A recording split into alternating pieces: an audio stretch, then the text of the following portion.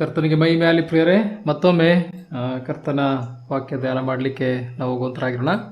ಪ್ರಾರ್ಥನೆ ಪೂರ್ವಕವಾಗಿ ನೀವೆಲ್ಲರೂ ಸಹ ಇರಬೇಕೆಂಬುದಾಗಿ ನಿಮ್ಮನ್ನು ಪ್ರೀತಿಯಿಂದ ಕೇಳ್ಕೊಳ್ಳುವಂತನಾಗಿದ್ದೇನೆ. ಯಾಕೆಂದರೆ ದೇವರು ನಮ್ಮ ಸಂಗಡ ಮಾತಾಡಬೇಕಾಗಿದೆ ಪ್ರಿಯರೇ.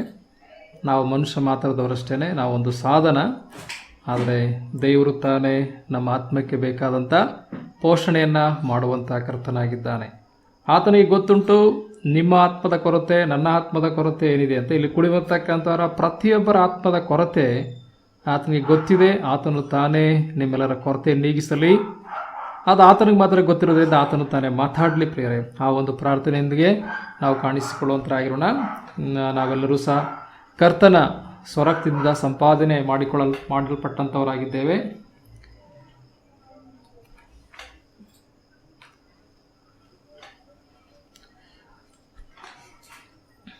ಅದರಿಂದ ನಾವು ಕರ್ತನ ದೃಷ್ಟಿಯಲ್ಲಿ ನಾವು ಅಮೂಲ್ಯರು ಎಂಬುದಾಗಿ ದೇವರ ವಾಕ್ಯ ಹೇಳುವಂಥದ್ದಾಗಿದೆ. ಅದರಿಂದ ಈ ಅಮೂಲ್ಯರಾದಂಥ ನಮ್ಮ ಜೀವಿತದಲ್ಲಿ ದೇವರು ಆತನು ಬಹಳ ಜವಾಬ್ದಾರಿ ಇಟ್ಕೊಂಡವನಾಗಿ ನಮ್ಮ ನಡೆಸುವಂಥವನಾಗಿದ್ದಾನೆ. ಅದರಿಂದ ಪ್ರಿಯರೇ, ನನಗೆ ನೀವೆಲ್ಲರೂ ನೋಡುವ ಸಮಯದಲ್ಲಿ ನನಗೆ ಪ್ರಾರ್ಥನೆ ಮಾಡೋಕೆ ಬರುವಂಥದ್ದು, ಕರ್ತನ ಹತ್ರ ಪ್ರಾರ್ಥಿಸುವಂಥದ್ದು, ಕರ್ತನೆ ನೀನು ತೊಳೆಯಲ್ಪಟ್ಟು ಶುದ್ಧೀಕರಣ ಮಾಡಿದಂಥ ಮಕ್ಕಳು ಸೇರಿ ಬರ್ತಾರೆ. ಅದು ನಿನ್ನ ದೃಷ್ಟಿಯಲ್ಲಿ ಬಹಳ ಅಮೂಲ್ಯವಾದಂಥವ್ರು. ಯಾಕೆಂದರೆ ನೀನು ಅಮೂಲ್ಯವಾದ ರಕ್ತವನ್ನು ಕೊಟ್ಟು ಕೊಂಡುಕೊಂಡಿದ್ದೀಯಾ. ಕರ್ತನೆ, ಅವರನ್ನು ನೀನು ಹೇಗೆ ಬೆಳೆಸಬೇಕಂತಿದ್ದೆ ಹಾಗೆ ಬೆಳೆಸೋ ಕರ್ತನೆ ಎಂಬುದಾಗಿ ಪ್ರಾರ್ಥನೆಯೊಂದಿಗೆ ನಾವು ಈ ಕೂಟವನ್ನು ಪ್ರಾರಂಭಿಸುವಂಥದ್ದು. ಯಾಕೆಂದರೆ ಕರ್ತನಿಗೆ ಅಮೂಲ್ಯರು ನಾವೆಲ್ಲರೂ ಕರ್ತನಿಗೆ ಅಮೂಲ್ಯರು. ಯಾಕೆ ಕರ್ತನಿಗೆ ಅಮೂಲ್ಯರು? ಕರ್ತನು ಅಮೂಲ್ಯವಾದ ರಕ್ತವನ್ನು, ಬೆಲೆಯುಳ್ಳ ರಕ್ತವನ್ನು ಕೊಟ್ಟು ಕೊಂಡುಕೊಂಡಿರುವಂಥದ್ದು. ಅದರಿಂದ ಯಾವುದೇ ಕಾರಣಕ್ಕೂ ಸಹ ಆ ಒಂದು ಗಾಂಭೀರ್ಯತೆ ಇಲ್ಲದೆ ನಾವು ಹೋಗಬಾರ್ದು. ಈಗ ನೀವು ಕೂಡಿ ಬಂದಿರ್ತಕ್ಕಂಥ ನೀವು ನನಗೆ ಅನ್ನಿಸುವಂಥದ್ದು ಏನಂದರೆ, ದೇವರಿಗೆ ನೀವು ಪ್ರೇಸಿಯಸ್ ಅಥವಾ ದೇವರಿಗೆ ಅಮೂಲ್ಯರು. ಯಾಕೆಂದರೆ ದೇವರು ನಿಮ್ಮನ್ನು ಕೊಂಡುಕೊಂಡಿದ್ದಾನೆ. ಅದರಿಂದ ಈ ಅಮೂಲ್ಯವಾದಂಥ ಈ ದೇವ ಮಕ್ಕಳನ್ನು ನಿಠಾದ ಮಾರ್ಗದಲ್ಲಿಯೇ ನಾವು ವಾಕ್ಯಾನುಸಾರ ನಡೆಸಬೇಕೆಂಬತಕ್ಕಂಥ ಒಂದು ಭಾರ ನಮಗಿದೆ.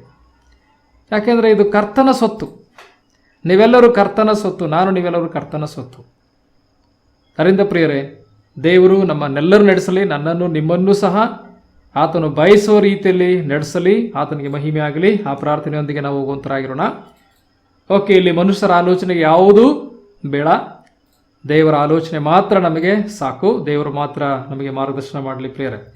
ಓಕೆ, ಈ ಸಮಯದಲ್ಲಿ ನಾವು ಇಸ್ರಾಯೇಲರ ಸುತ್ತ ಇರುವಂಥ ಒಂದು ಶತ್ರುಗಳ ಕುರಿತಾಗಿ ನಾವು ಕಲಿತಾ ಬರ್ತಾ ಇದ್ದೇವೆ. ಒಂದು ಎಜ್ಕೇಲನ ಪ್ರವಾದನೆ ಗ್ರಂಥದಲ್ಲಿ ಹೇಳಿರಪಟ್ಟ ಹಾಗೆ 7 ಜನಾಂಗಗಳ ಕುರಿತಾಗಿ, 7 ಶತ್ರು ಜನಾಂಗಗಳ ಕುರಿತಾಗಿ ನಾವು ಕಲಿತಾ ಬರ್ತಾ ಇದ್ದೇವೆ. ಅದರಲ್ಲಿ ಈಗಾಗಲೇ ನಾವು 5 ಜನಾಂಗದವರ ಕುರಿತಾಗಿ ನಾವು ಕಲಿತಾ ಬಂದ್ವಿ. ಹೀಗೆ ಮತ್ತೊಂದು 6ನೇ ಜನಾಂಗ ಸೀದೋನ್ ಎಂಬತಕ್ಕಂಥ ಒಂದು ಜನಾಂಗದ ಚೀದೋನ್, ಈ ಕನ್ನಡದಲ್ಲಿ ಚೀದೋನ್ ಎಂಬುದಾಗಿ ಹೇಳ್ತದೆ, ಇಂಗ್ಲೀಷಲ್ಲಿ ಸೀದೋನ್ ಎಂಬುದಾಗಿ ಕರೆಯುವಂಥದ್ದಾಗುತ್ತದೆ. ಈ ಜನಾಂಗದ ಕುರಿತಾಗಿ ನಾವು ಕಲೀಲಿಕ್ಕೆ ಹೋಗುವಂತರಾಗಿದ್ದೇವೆ. ಓಕೆ, 2 ವಚನಗಳಲ್ಲಿ ಅದು ಬರೆಯಲ್ಪಟ್ಟಿದೆ. ಎಜ್ಕೇಲನ ಗ್ರಂಥ 28ನೇ ಅಧ್ಯಾಯ 25, 26 ಈ ವಚನಗಳಲ್ಲಿ 5 ವಚನಗಳಲ್ಲಿ ಬರೆಯಲ್ಪಟ್ಟಿದೆ. 28ನೇ ಅಧ್ಯಾಯ 20ರಿಂದ 24 ತನಕ ಇರುವಂಥ ಒಂದು ವಿಷಯ ಚೀದೋನ್ಯರ ಕುರಿತಾಗಿ ಬರೆಯಲ್ಪಟ್ಟಂಥ ಒಂದು ವಿಷಯವಾಗಿದೆ. ದೇವರ ಒಂದು ನ್ಯಾಯ ತೀರ್ಪು ಚೀದೋನ್ಯರ ಮೇಲೆ ಬರುವುದರ ಕುರಿತಾಗಿ ನಾವು ನೋಡುವಂತರಾಗಿದ್ದೇವೆ. ಓಕೆ, ಈ ಸಮಯದಲ್ಲಿ ಪ್ರಿಯರೇ, ಆ ವಾಕ್ಯ ಭಾಗವನ್ನು ನಾವು ನೋಡಿಕೊಳ್ಳುವಂತರಾಗಿರೋಣ. 20ನೇ ವರ್ಷದಿಂದ ಓದಿಕೊಳ್ಳೋಣ. ಚೀದೋನಿನ ವಿಷಯವಾಗಿ ದೈವೋಕ್ತಿ. ಯೆಹೋವನು ಈ ವಾಕ್ಯವು ನನಗೆ ದಯಪಾಲಿಸಿದನು. ನರಪುತ್ರನೇ, ನೀನು ಚೀದೋನಿಗೆ ಅಭಿಮುಖನಾಗಿ ಅದರ ವಿಷಯದಲ್ಲಿ ಹೀಗೆ ನುಡಿ, ಕರ್ತನಾದ ಯೆಹೋವನಿಂತೆನ್ನುತ್ತಾನೆ, ಆಹಾ ಚೀದೋನೆ, ನಾನು ನಿನಗೆ ವಿರುದ್ಧನಾಗಿ ನಿನ್ನ ಮಧ್ಯದಲ್ಲಿ ಪ್ರಖ್ಯಾತಿಗೊಳ್ಳುವೆನು. ನಾನು ಈ ಪಟ್ಟಣವನ್ನು ದಂಡಿಸಿ ನನ್ನ ಗೌರವವನ್ನು ಕಾಪಾಡಿಕೊಂಡ ಮೇಲೆ ನಾನೇ ಯೆಹೋವನು ಎಂದು ಎಲ್ಲರಿಗೂ ಗೊತ್ತಾಗುವುದು. ನಾನು ಅದರಲ್ಲಿ ವ್ಯಾಧಿಯನ್ನು, ಅದರ ಚೌಕಗಳಲ್ಲಿ ಸಂಹಾರವನ್ನು ಉಂಟು ಮಾಡುವೆನು. ಖಡ್ಗವು ಸುತ್ತಮುತ್ತಲು ಅದರ ಮೇಲೆ ಬೀಸುತ್ತಿರಲು ಪ್ರಜೆಗಳು ಅದರ ನಡುವೆ ಹತರಾಗಿ ಬೀಳುವರು. ಆಗ ನಾನೇ ಯೆಹೋವನು ಎಂದು ಅವರಿಗೆ ತಿಳಿದು ಬರುವುದು. ಇಸ್ರಾಯೇಲ್ ವಂಶದವರಿಗೆ ಚುಚ್ಚುವ ಮುಳ್ಳು ಇನ್ನಿರದು, ಹೀನೈಸುವ ನೆರೆಹೊರೆಯವರೆಂಬ ಕಂಟಕದ ಬಾಧೆಯು ಇನ್ನಾಗದು. ನಾನೇ ಕರ್ತನಾದ ಯೆಹೋವನೆಂದು ಅವರಿಗೆ ವ್ಯಕ್ತವಾಗುವಂಥದ್ದು. ದೇವರಿಗೆ ಮಹಿಮೆ ಆಗಲಿ ಪ್ರಿಯರೇ. ಈ ವಾಕ್ಯ ಭಾಗದಲ್ಲಿ ನಾವು ಓದಿದಂಥ ವಾಕ್ಯವನ್ನು ಕರ್ತನು ಆಶೀರ್ವದಿಸಲಿ. ನಾವು ಚೀದೋನ್ ಕುರಿತಾಗಿ ನಾವು ನೋಡುವಂತರಾಗಿದೆ. ಇದು ಸಹ ಒಂದು ಇಸ್ರಾಯೇಲ್ನ ಒಂದು ಶತ್ರು ರಾಷ್ಟ್ರವಾಗಿದೆ, ಅಥವಾ ಯಹೂದ್ಯರ ಒಂದು ಶತ್ರು ರಾಷ್ಟ್ರವಾಗಿತ್ತು ಎಂಬುದನ್ನು ನಾವು ನೋಡುವಂತರಾಗಿದೆ. ಇದಕ್ಕೆ ಬರುವಂಥ ಒಂದು ನ್ಯಾಯ ತೀರ್ಪಿನ ಕುರಿತಾಗಿ ಇಲ್ಲಿ ಬರೆಯಲ್ಪಟ್ಟಿರುವುದನ್ನು ನಾವು ನೋಡುವಂತರಾಗಿದ್ದೇವೆ. ನಾವು ಮ್ಯಾಪಲ್ಲಿ ಚೀದೋನ್ ಅದು ಈ ತೂರಿನ ನಾರ್ತ್ ಇರುವಂಥದ್ದು, ಅಥವಾ ತೂರ್ ಪಟ್ಟಣದ ಅಥವಾ ತೂರ್ ಪ್ರದೇಶದ ಉತ್ತರಕ್ಕಿರುವಂಥದ್ದು ಒಂದು 20 ಮೈಲಿ ದೂರದಲ್ಲಿ ಅದು ಇದೆ. ಈ ಕರಾವಳಿ ಪ್ರದೇಶದಲ್ಲೇ ಸಹ ಅದು ಸಹ ಇರುವಂಥದ್ದು ಎಂಬುದಾಗಿ ನಾವು ನೋಡುತ್ತೇವೆ. ಒಂದು ವೇಳೆ ಮ್ಯಾಪಲ್ಲಿ ನೀವು ನೋಡ್ಬೋದು. ತೂರ್ ಆದಮೇಲೆ ನೆಕ್ಸ್ಟ್ ಮೇಲೆ ಬರ್ತದೆ ನೋಡಿ. ಓಕೆ, ಆ ಒಂದು ಪ್ರದೇಶ ಅದು ಚೀದೋನ್ ಎಂಬುದಾಗಿ ನಾವು ನೋಡುವಂತರಾಗಿದ್ದೇವೆ. ಈ ತೂರ್, ಈ ಸೀದೋನ್ ಎಲ್ಲವೂ ಸಹ ಒಂದು ಫೊನೀಸಿಯಾ ಎಂಬ ಒಂದು ಪ್ರದೇಶದ ಒಂದು ಸ್ಥಳಗಳಾಗಿವೆ. ಆ ಒಂದು ಸೀಮೆಯನ್ನು ಫೊನೀಸಿಯಾ ಸೀಮೆ ಎಂಬುದಾಗಿ ಕರೀತಾರೆ. ಓಕೆ, ಅದರಲ್ಲಿ ತೂರ್ ಇದೆ ಮತ್ತು ಚೀದೋನ್ ಇದೆ ಎಂಬುದಾಗಿ ನೋಡುವಂತರಾಗಿದ್ದೇವೆ. ಓಕೆ, ನೀವೆಲ್ಲರಿಗೂ ಸಹ ಮ್ಯಾಪಲ್ಲಿ ಇರುವಂಥದ್ದು ಗೊತ್ತಾಯ್ತು ಎಂಬುದು ಹೇಳಿದ್ರೆ, ತೂರಿನ ಮೇಲೆ ಇರುವಂಥದ್ದು ಚೀದೋನ್. ಓಕೆ, 20 ಮೈಲಿ ದೂರದಲ್ಲಿದೆ. ಅದು ಸಹ ಸಮುದ್ರದ ಕರಾವಳಿ, ಭೂಮಧ್ಯ ಸಮುದ್ರ ಇದರಲ್ಲಿ ಮೆಡಿಟರೇನಿಯನ್ ಸಿ, ಆ ಸಮುದ್ರದ ಕರಾವಳಿಯಲ್ಲಿ ಅದು ಸಹ ಕಟ್ಟಲ್ಪಟ್ಟಂಥ ಒಂದು ಪಟ್ಟಣವಾಗಿತ್ತು ಎಂಬುದಾಗಿ ನೋಡುವಂತರಾಗಿದ್ದೇವೆ. ನಂತರ ಇದರ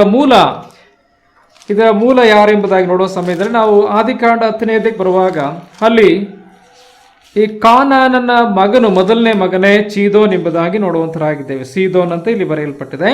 ಕಾನಾನ್ ಆದಿಕಾಂಡ 10ನೇ ಅಧ್ಯಾಯ 15ನೇ ವಚನ ಓದುವಾಗ, ಕಾನಾನ್ ವಂಶದಲ್ಲಿ ಮೊದಲು ಹುಟ್ಟಿದವನು ಸೀದೋನ್, ಓಕೆ ಎಂಬುದಾಗಿ ನೋಡುತ್ತೇವೆ. ಈ ಸೀದೋರನ ಒಂದು ವಂಶವೇ ಚೀದೋನ್ಯರಾದಂಥದ್ದು. ಓಕೆ, ಅದರಿಂದ ಕಾನಾನ್ ಅಂದರೆ ಎಂಬುದಾಗಿ, ಕಾನಾನ್ ಯಾರು?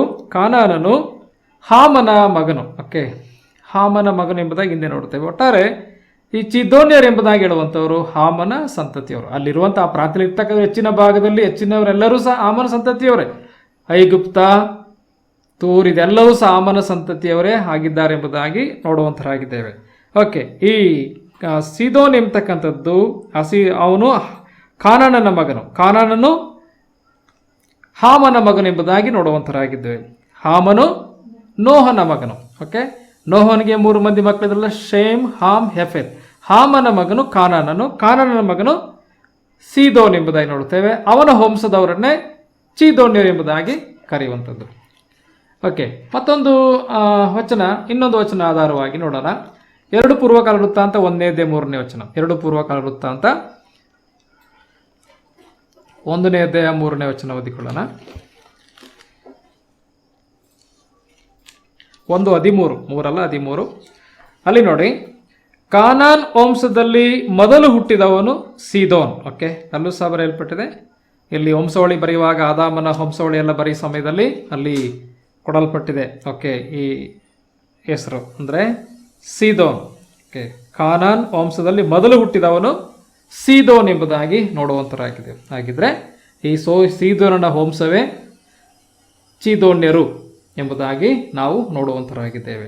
ಇವರು ಈ ಪ್ರದೇಶದಲ್ಲಿ ಅಥವಾ ಈ ಮೆಡಿಟರೇನಿಯನ್ ಸಿ ಕರಾವಳಿಯಲ್ಲಿ ಆ ತೂರಿನ ಉತ್ತರದ ಭಾಗದಲ್ಲಿ ಇವರು ವಾಸಿಸ್ತಾ ಇದ್ದರು ಎಂಬುದಾಗಿ ನಾವು ನೋಡುವಂತರಾಗಿದ್ದೇವೆ ಪ್ರೇರೆ. ಈ ಒಂದು ಚೀದೋನ್ಯರು, ಇವರು ಮುಖ್ಯವಾಗಿ ಇವರ ದೇವರು ಬಾಳ್. ಓಕೆ, ಹೆಡ್ ಕ್ವಾರ್ಟರ್ಸ್ ಇದು ಚೀದೋನ್ಯರ ಒಂದು ಬಾಳನ ಹೆಡ್ ಕ್ವಾರ್ಟರ್ಸ್ ಆಗಿತ್ತು ಚೀದೋನ್ಯರ ಒಂದು ಪ್ರಾಂತ್ಯ. ಆ ದೇವರ ವಾಕ್ಯದ ನೋಡೋ ಸಮಯದಲ್ಲಿ ನಮ್ಮೆಲ್ಲರಿಗೂ ಸಹ ಗೊತ್ತಿದೆ, ಈ ಚೀದೋನ್ಯರಿಂದ ಇಸ್ರಾಯೇಲರು ಒಂದು ಹುಡುಗಿಯನ್ನು ಮದುವೆ ಮಾಡ್ಕೊಂಡ್ರಂತ ಗೊತ್ತಲ್ಲ ನಿಮ್ಮೆಲ್ಲರಿಗೂ ಸಹ. ಓಕೆ, ಅದು ಯಾರಂತ ನಾನು ಹೇಳ್ತೇನೆ, ಅದು ಗೊತ್ತಲ್ಲ ನಿಮ್ಮೆಲ್ಲರಿಗೂ ಸಹ. ಅಹಾಬನು. ಓಕೆ, ಅಹಾಬನು ಇಜೆಬೇಲಳನ್ನು ಈ ಸ್ಥಳದಿಂದಲೇ ಮದುವೆ ಮಾಡ್ಕೊಂಡಂಥದ್ದು. ಓಕೆ, ನಾವು ಅರಸುಗಳ ಪುಸ್ತಕ 1 ಅರಸುಗಳ ಪುಸ್ತಕ 11ನೇ ಅಧ್ಯಾಯ ಓದುವಾಗ 16ನೇ ಅಧ್ಯಾಯ, 1 ಅರಸುಗಳ ಪುಸ್ತಕ 16ನೇ ಅಧ್ಯಾಯ ಅಲ್ಲಿ ನೋಡುತ್ತೇವೆ ಅಹಾಬನು ಯಾರನ್ನು ವಿವಾಹವಾದನೆಂಬುದಾಗಿ ನಾವು ನೋಡುತ್ತೇವೆ. 16ನೇ ಅಧ್ಯಾಯ 29ನೇ ವಚನ ಬರೋಣ. 29ನೇ ವಚನ. ಯಹೂದ್ಯರ ಅರಸನಾದ ಆಸನ ಆಳಿಕೆಯ 38ನೇ ವರ್ಷದಲ್ಲಿ ಒಮ್ರಿಯ ಮಗನಾದ ಅಹಾಬನು ಇಸ್ರಾಯೇಲ್ ಅರಸನಾಗಿ ಸಮಾರ್ಯ ಪಟ್ಟಣದಲ್ಲಿ 22 ವರ್ಷ ಆಳಿದನು. ಇವನು ತನ್ನ ಪೂರ್ವಾಧಿಕಾರಿಗಳೆಲ್ಲರಿಗಿಂತಲೂ ದುಷ್ಟನಾಗಿ ಯೆಹೋವನ ದೃಷ್ಟಿಯಲ್ಲಿ ದ್ರೋಹಿಯಾದನು. ಇವರು ನೆಬಾಟನ ಮಗನಾದ ರೋಬಾಮನ ಮಾರ್ಗದಲ್ಲಿ ನಡೆಯುವುದು ಅಲ್ಪ ಪಾಪವೆಂದು ತಿಳಿದವನೋ ಎಂಬಂತೆ ಚೀದೋನ್ಯರ ಅರಸನಾದ ಎತ್ಬಾಳನ ಮಗಳು ಇಜಬೇಲ್ ಎಂಬಾಕೆಯನ್ನು ಮದುವೆ ಮಾಡಿಕೊಂಡು, ಗಮನಿಸಿಯಲ್ಲಿ ಯಾರನ್ನ? ಚೀದೋನ್ಯರ ಅರಸನಾದ ಎತ್ಬಾಳನ ಮಗಳು ಇಜಬೇಲ್ ಎಂಬಾಕೆಯನ್ನು ಮದುವೆ ಮಾಡಿಕೊಂಡು. ಅಂದರೆ ಚೀದೋನ್ಯರ ಅರಸನು ಎತ್ಬಾಳನು. ಓಕೆ, ಅಹಾಬನ ಕಾಲದಲ್ಲಿ ಇದ್ದಂಥ ಅರಸ ಎತ್ಬಾಳನೆಂಬುದಾಗಿ ನೋಡುತ್ತೆ. ಚೀದೋನ್ಯರ ಆತನ ಮಗಳನ್ನ ಇಜಬೇಲನ್ನ ಅಹಾಬ ರಾಜನು ಮದುವೆ ಮಾಡಿಕೊಂಡನೆಂಬುದಾಗಿ ನೋಡುವಂತರಾಗಿದ್ದೇವೆ. ಓಕೆ, ನಮ್ಮೆಲ್ಲರಿಗೂ ಸಹ ಧರ್ಮೋಪದೇಶ ಕಾಂಡದಲ್ಲಿ 7ನೇ ಅಧ್ಯಾಯದಲ್ಲಿ ಏನು ಬರೆಯಲ್ಪಟ್ಟಿದೆ, ನಾವು ಆ ವಾಕ್ಯವನ್ನು ಓದಿಕೊಳ್ಳೋಣ. ಇದೆಲ್ಲ ಇಸ್ರಾಯೇಲರು ಮರೆತು ಬಿಟ್ಟಿರು. ದೇವರ ವಾಕ್ಯದಲ್ಲಿ ಏನು ಬರೆಯಲ್ಪಟ್ಟಿದೆ ಅದೆಲ್ಲವನ್ನು ಬಿಟ್ಟು ದಾರಿ ತಪ್ಪಿ ಹೋದಂಥರು ಎಂಬುದಾಗಿ ನೋಡುತ್ತೇವೆ. 7ನೇ ಅಧ್ಯಾಯಕ್ಕೆ ಬರುವಾಗ ಅಲ್ಲಿ ಹೀಗೆ ಬರೆಯಲ್ಪಟ್ಟಿದೆ. 3ನೇ ವಚನ. ಅವರೊಡನೆ ಬೀಗತನ ಮಾಡಬಾರದು, ಅವರ ಮಕ್ಕಳಿಗೆ ಹೆಣ್ಣುಗಳನ್ನು ಕೊಡಲಬಾರದು, ಅವರಿಂದ ತರಲೂಬಾರದು. ಹಾಗೆ ಮಾಡಿದರೆ, ಗಮನಿಸಿ, ಹಾಗೆ ಮಾಡಿದರೆ, ತಂದು ಕೊಟ್ಟರೆ, ಹಾಗೆ ಮಾಡಿದರೆ ಅವರು ನಿಮ್ಮ ಮಕ್ಕಳನ್ನು ಯೆಹೋವನ ಸೇವೆಯಿಂದ ತಪ್ಪಿಸಿ ಇತರ ದೇವರುಗಳನ್ನು ಪೂಜಿಸುವುದಕ್ಕೆ ತಿರುಗಿಸಾರು. ಗಮನಿಸ್ತಾ? ಅಲ್ಲಿ ಏನಿದೆ? ದೇವರ ಧರ್ಮೋಪದೇಶ ಇದು. ದೇವರು ಕೊಟ್ಟಂತ ಧರ್ಮಶಾಸ್ತ್ರ ಏನಂತೆ? ಅವರೊಡನೆ ಬೀಗತನ ಮಾಡಬಾರದು, ಅವರ ಮಕ್ಕಳಿಗೆ ಹೆಣ್ಣುಗಳನ್ನು ಕೊಡಲೂಬಾರದು, ಅವರಿಂದ ತರಲೂಬಾರದು. ಅದರರ್ಥ ಸುತ್ತಮುತ್ತ ಇರ್ತಕ್ಕಂಥ ಜನಾಂಗದೊಂದಿಗೆ, ಅಂದ್ರೆ ಅನ್ಯ ಜನರೊಂದಿಗೆ, ಇಸ್ರಾಯೇಲ್ ಹೊರತುಪಡಿಸಿ ಇಸ್ರಾಯೇಲ್ರೊಂದಿಗೆಲ್ಲ ಅನ್ಯರೊಂದಿಗೆ ಕೊಡೋದು ತರೋದು ಇರಬಾರ್ದು, ಬೀಗತನ ಮಾಡಬಾರ್ದು ಎಂಬುದಾಗಿ ನೋಡುವಂತರಾಗಿದೆ. ಮಾಡಿದ್ರೆ ಏನಾಗ್ತದೆ? ಅದರ ದೇವರು ಹೇಳಿರುವುದು, ನಾವು ಹೇಳ್ತಾ ಇರೋದಲ್ಲ. ದೇವರು ಏನು ಹೇಳಿದ್ದಾನೆ, ಮುಂದೆ ಅದರಿಂದ ಬರುವಂಥ ಅಪಾಯ ಏನು ಹೇಳಿದ್ದಾರೆ? 4ನೇ ಶ್ಲೋಕದೊಳಗ, ಹಾಗೆ ಮಾಡಿದರೆ ಅವರು ನಿಮ್ಮ ಮಕ್ಕಳನ್ನು ಯೆಹೋವನ ಸೇವೆಯಿಂದ ತಪ್ಪಿಸಿ ಇತರ ದೇವರುಗಳನ್ನು ಪೂಜಿಸುವುದಕ್ಕೆ ತಿರುಗಿಸಾರು. ಓಕೆ, ದೇವರು ಹೇಳ್ತಾರೆ ತಿರುಗಿಸಾರು. ಆಗ ಯೆಹೋವನು ನಿಮ್ಮ ಮೇಲೆ ಕೋಪಗೊಂಡು ಬೇಗನೆ ನಿಮ್ಮನ್ನು ನಾಶ ಮಾಡುವನು. ಅರ್ಥ ಆಯ್ತಾ? ಅಂದ್ರೆ ಈ ರೀತಿಯಾಗಿ ವಿವಾಹ ಮಾಡಿಕೊಳ್ಳುವುದು ಸಹ ದೇವರ ಕೋಪಕ್ಕೆ ತುತ್ತು ಮಾಡುವಂತ ಒಂದು ಕಾರ್ಯವಾಗಿದೆ. ಕೆಲವರೆಲ್ಲ ತಿಳ್ಕೊಂಡು ನಾವೆಲ್ಲ ತರುತ್ತೇವೆ, ನಾವು ಒಂದು ಆತ್ಮ ಬರ್ತಲ್ಲ ಎಂಬುದಾಗೆಲ್ಲ ಹೋಗ್ತಾರೆ. ಒಂದು ಆತ್ಮ ಇಂಥ ಆತ್ಮ ಬೇಕಿಲ್ಲ. ಇಲ್ಲಿ ಬಂದಂಥದ್ದು ಆತ್ಮ ಏನು? ಸುಮಾರು ಆತ್ಮಗಳು ಹೊಡ್ಕೊಟ್ಟೈತಿ. ಇದು ಗೊತ್ತಲ್ಲ? ಯಾವ ಆತ್ಮ? ಇಜಬೇಲ್ ಆತ್ಮ ಸುಮಾರು ಆತ್ಮಗಳನ್ನ ನಾಶ ಮಾಡಿತು. ಒಂದು ಆತ್ಮ ಬಂತು ಇಸ್ರೇಲ್ ಒಳಗಡೆ, ಎಷ್ಟು ಪ್ರಾಣಗಳು ಹೋಯ್ತಾ ಗೊತ್ತಿಲ್ಲ, ಸುಮಾರು ಪ್ರಾಣಗಳು ಹೋಯ್ತು ಆಕೆಯಿಂದ. ಓಕೆ, ಈಗ ಏನಾಯ್ತು ಇಲ್ಲಿ? ಚೀದೋನ್ಯರ ಅರಸನಾದ ಎತ್ಬಾಳನ ಮಗಳನ್ನ ಇಜಬೇಲ್ ಎಂಬಾಕೆಯನ್ನು ಮದುವೆ ಮಾಡಿಕೊಂಡು ಅಹಾಬನು ನಂತರ ಏನ್ ಮಾಡಿದನು? ಕೊಂಡು ಬಾಳ್ ದೇವರನ್ನು ಪೂಜಿಸ ತೊಡಗಿದನು. ಗಮನಿಸಿ, ಯಾರು ಪರಿಚಯ ಮಾಡಿಕೊಟ್ರು ಬಾಳ್ ದೇವರನ್ನ? ಇವನಿಗಿದ್ದದ್ದು ಪರಿಚಯ ಯಾರು? ಯೆಹೋವ ದೇವ್ರು ಮಾತ್ರ. ಬಾಳ್ ದೇವ್ರು ಪರಿಚಯ ಮಾಡಿಕೊಟ್ರು, ಇವನು ಹೆಣ್ತಿನೇ ಪರಿಚಯ ಮಾಡಿಕೊಟ್ಟಂಥದ್ದು. ಓಕೆ, ಬಾಳ್ ದೇವರಿಗೋಸ್ಕರ ಜೊತೆಯಲ್ಲಿ ಏನು ಮಾಡೋದು? ಸಮಾರ್ಯದಲ್ಲಿ ಒಂದು ಗುಡಿಯನ್ನ ಕಟ್ಟಿಸಿ ಅದರಲ್ಲಿ ಯಜ್ಞವೇದಿಯನ್ನು ಮಾಡಿಸಿದನೆಂಬುದಾಗಿ ನೋಡುವಂತರಾಗಿದ್ದೇವೆ. ಎಲ್ಲಿಂದ ಬಂತು ಈ ಬಾಳದೇವರು? ಈ ಬಾಳದೇವರು ಚೀದೋನಿಂದ ಬಂದಿತು. ಯಾರ ಮುಖಾಂತರ? ಇಜಬೇಲಳ ಮುಖಾಂತರ. ಎಲ್ಲಿಗೆ ಬಂತು? ಇಸ್ರಾಯೇಲ್ ಪ್ರಾಂತ್ಯಕ್ಕೆ, ಸಮಾರ್ಯಕ್ಕೆ ಬಂತು. ಸಮಾರ್ಯದಲ್ಲಿ ಬಾಳನಿಗೋಸ್ಕರ ಒಂದು ದೇವಸ್ಥಾನವನ್ನು ಕಟ್ಟಿಸಿ ಅಶೇರ ವಿಗ್ರಹ ಸ್ತಂಭ, 33ನೇ ಸ್ಥಳದ ಇದಲ್ಲದೆ ಅಶೇರ ವಿಗ್ರಹ ಸ್ತಂಭವನ್ನು ನಿಲ್ಲಿಸಿದನು. ಹೀಗೆ ಇನ್ನು ಎಷ್ಟೋ ಕೆಟ್ಟ ಕೆಲಸಗಳನ್ನು ಮಾಡಿ ಮುಂಚೆ ಇದ್ದ ಎಲ್ಲ ಇಸ್ರಾಯೇಲ್ ರಾಜರಿಗಿಂತಲೂ ಹೆಚ್ಚಾಗಿ ಇಸ್ರಾಯೇಲ್ ದೇವರಾದ ಯೆಹೋವನನ್ನು ರೇಗಿಸಿದನು ಎಂಬುದಾಗಿ ವಾಕ್ಯ ಭಾಗದಲ್ಲಿ ನೋಡುವಂತರಾಗಿದ್ದೇವೆ. ಅಂದರೆ ಇವನು ಹಾಳಾಗಲಿಕ್ಕೆ, ಇವನು ಅನ್ಯ ದೇವತೆಗಳ ಕಡೆಗೆ, ಅನ್ಯ ದೇವತೆಗಳನ್ನ ಆರಾಧನೆ ಮಾಡಲಿಕ್ಕೆ, ಅನ್ಯ ದೇವತೆಗಳಿಗೆ ಗುಡಿ ಕಟ್ಟಿಸಿ ಅಶೇರ ವಿಗ್ರಹ ಸ್ತಂಭವನ್ನು ಸ್ಥಾಪನೆ ಮಾಡಲಿಕ್ಕೆ ಕಾರಣ ಏನೆಂದರೆ ಇವನ ಮದುವೆಯ ಕಾರಣ. ಇವನಾದಂಥ ಇಜಬೇಲಳ ಮದುವೆ ಕಾರಣ ಆಗಿತ್ತು ಎಂಬುದನ್ನು ಈ ವಾಕ್ಯ ಭಾಗದಲ್ಲಿ ನಾವು ನೋಡುವಂತರಾಗಿದ್ದೇವೆ. ಅದರಿಂದ ಪ್ರಿಯರೇ, ಹೀಗೆ ಇಜಬೇಲಳ ಮುಖಾಂತರವಾಗಿ ಏನಾಯಿತು? ಎಲ್ಲ ಯೆಹೋವನ ಪ್ರವಾದಿಗಳು ಕೊಲ್ಲಲ್ಪಟ್ಟರು. 18ನೇ ಅಧ್ಯಾಯಕ್ಕೆ ಬರುವ ಸಮಯದಲ್ಲಿ ಅಲ್ಲಿ ಯೆಹೋವನ ಪ್ರವಾದಿಗಳು ಕೊಳ್ಳಲ್ಪಟ್ಟರು ಎಂಬುದಾಗಿ ನಾವು ನೋಡುವಂತರಾಗಿದ್ದೇವೆ. ಆ ದಿನಗಳಲ್ಲಿ ಇದ್ದಂಥ ಪ್ರವಾದಿ ಎಲಿಯನು ಇದ್ದನು, ಬೇರೆ ಪ್ರವಾದಿಗಳಿದ್ದರು. ಆದರೆ ಎಲಿಯನನ್ನ ದೇವರು ಕೇರತ್ ಹಳ್ಳದಲ್ಲಿ ಆತನನ್ನು ಸಂರಕ್ಷಣೆ ಮಾಡಿದನು. ಆಯ್ತಲ್ವೇ? ಇಲ್ಲಿ ಪ್ರವಾದಿಗಳನ್ನ ಕೊಲ್ಲುವಂತ ಒಂದು ಸ್ಥಿತಿ ಉಂಟಾಯಿತು ಎಲ್ಲಿ? ಸಮಾರ್ಯದಲ್ಲಿ. ಮತ್ತೆ ಸಮಾರ್ಯದಲ್ಲಿ ಇಲ್ಲಿ ಎಲಿಯನು ಎಲ್ಲಿ ಉಳ್ಕೊಂಡ್ರು ಸಹ ಅಹಾಬನಿಗೆ ತಿಳಿಸುವಂತ ಸ್ಥಿತಿ ಇತ್ತು. ಅದರಿಂದ ದೇವರೇನು ಮಾಡಿದನು? ಅವನನ್ನ ಕಾಡಿನಲ್ಲಿ ಕೇರತ್ ಹಳ್ಳದಲ್ಲಿ ಅಡಗಿಸಿದನು. ಇಸ್ರಾಯೇಲರ ಯಾರ ಮನೆಗೂ ಕಳಿಸಿದ ದೇವರು. ನಂತರ ಕೇರತ್ ಹಳ್ಳದಲ್ಲಿ ನೀರು ತಿರೋದ್ಮೇಲೆ ದೇವರೇನು ಮಾಡಿದನು? ಇಜಬೇಲ್ ಯಾವ ಪ್ರಾಂತ್ಯದಿಂದ ಬಂದಿದ್ದಳೋ ಆ ಪ್ರಾಂತ್ಯಕ್ಕೆ ದೇವರು ಎಲಿಯನನ್ನ ಸಾಕಲಿಕ್ಕೆ ದೇವರು ಕಳಿಸಿಕೊಟ್ಟನು. ನಿಮ್ಗೆ ಅರ್ಥ ಇದೆ ಅಂತ ನೆನೆಸ್ತಾನೆ. ಯಾವ ಪ್ರದೇಶದಿಂದ ಇಜಬೇಲಳು ಬಂದು ಇಲ್ಲಿ ಪ್ರವಾದಿಗಳನ್ನು ಕೊಲ್ಲಿಸ್ತಾ ಇದ್ದಳೋ ಅದೇ ಪ್ರದೇಶದಲ್ಲಿ ಎಲಿಯನನ್ನ ಸಾಕಲಿಕ್ಕೆ ದೇವರು ಒಂದು ಮನೆಯನ್ನು ಗೊತ್ತು ಮಾಡಿದನು. ನಾವು ಅಲ್ಲಿ ನೋಡೋ ಸಮಯದಲ್ಲಿ 17ನೇ ಅಧ್ಯಾಯ 9ನೇ ವಚನ ಓದೋಣ. ಆಗ 1 ವರ್ಷಗಳ ಪುಸ್ತಕ 17ನೇ ಅಧ್ಯಾಯ 9ನೇ ವಚನ. ಆಗ ಯೆಹೋವನು ಅವನಿಗೆ, ನೀನು ಇಲ್ಲಿಂದ ಚೀದೋನ್ಯರ ಚಾರಪ್ತಾ ಊರಿಗೆ ಹೊರಟು ಹೋಗಿ ಅಲ್ಲಿ ವಾಸಿಸು, ನಿನ್ನನ್ನು ಸಾಕಬೇಕೆಂದು ಅಲ್ಲಿನ ಒಬ್ಬ ವಿಧವೆಗೆ ಆಜ್ಞಾಪಿಸಿದ್ದೇನೆ ಅಂದನು. ಇಲ್ಲಿ ಗಮನಿಸಿ, ಬಹಳ ಚಂದವಾದಂಥ ಒಂದು ವಿಷಯ. ಚೀದೋನ್ಯರ ಕಡೆಯಿಂದ ಬಂದಂಥ ಅರಸನ ಮಗಳು ಇಲ್ಲಿ ಪ್ರವಾದಿಗಳನ್ನು ಕೊಲ್ಲಿಸ್ತಾ ಇದ್ದಾಳೆ. ಆದರೆ ದೇವರು ಎಲ್ಲಿ ಕಳಿಸಿದಾನೆ? ಚೀದೋನ್ಗೆ ಕಳಿಸಿದ್ದಾನೆ. ಚಾರಪ್ತ ಎಂಬತಕ್ಕಂಥ ಒಂದು ಊರಿಗೆ ಒಬ್ಬ ವಿಧವೆ ಮನೆಗೆ ಕಳಿಸಿದ್ದಾನೆ ಎಂಬುದಾಗಿ ನೋಡುವಂತರಾಗಿದ್ದೇವೆ.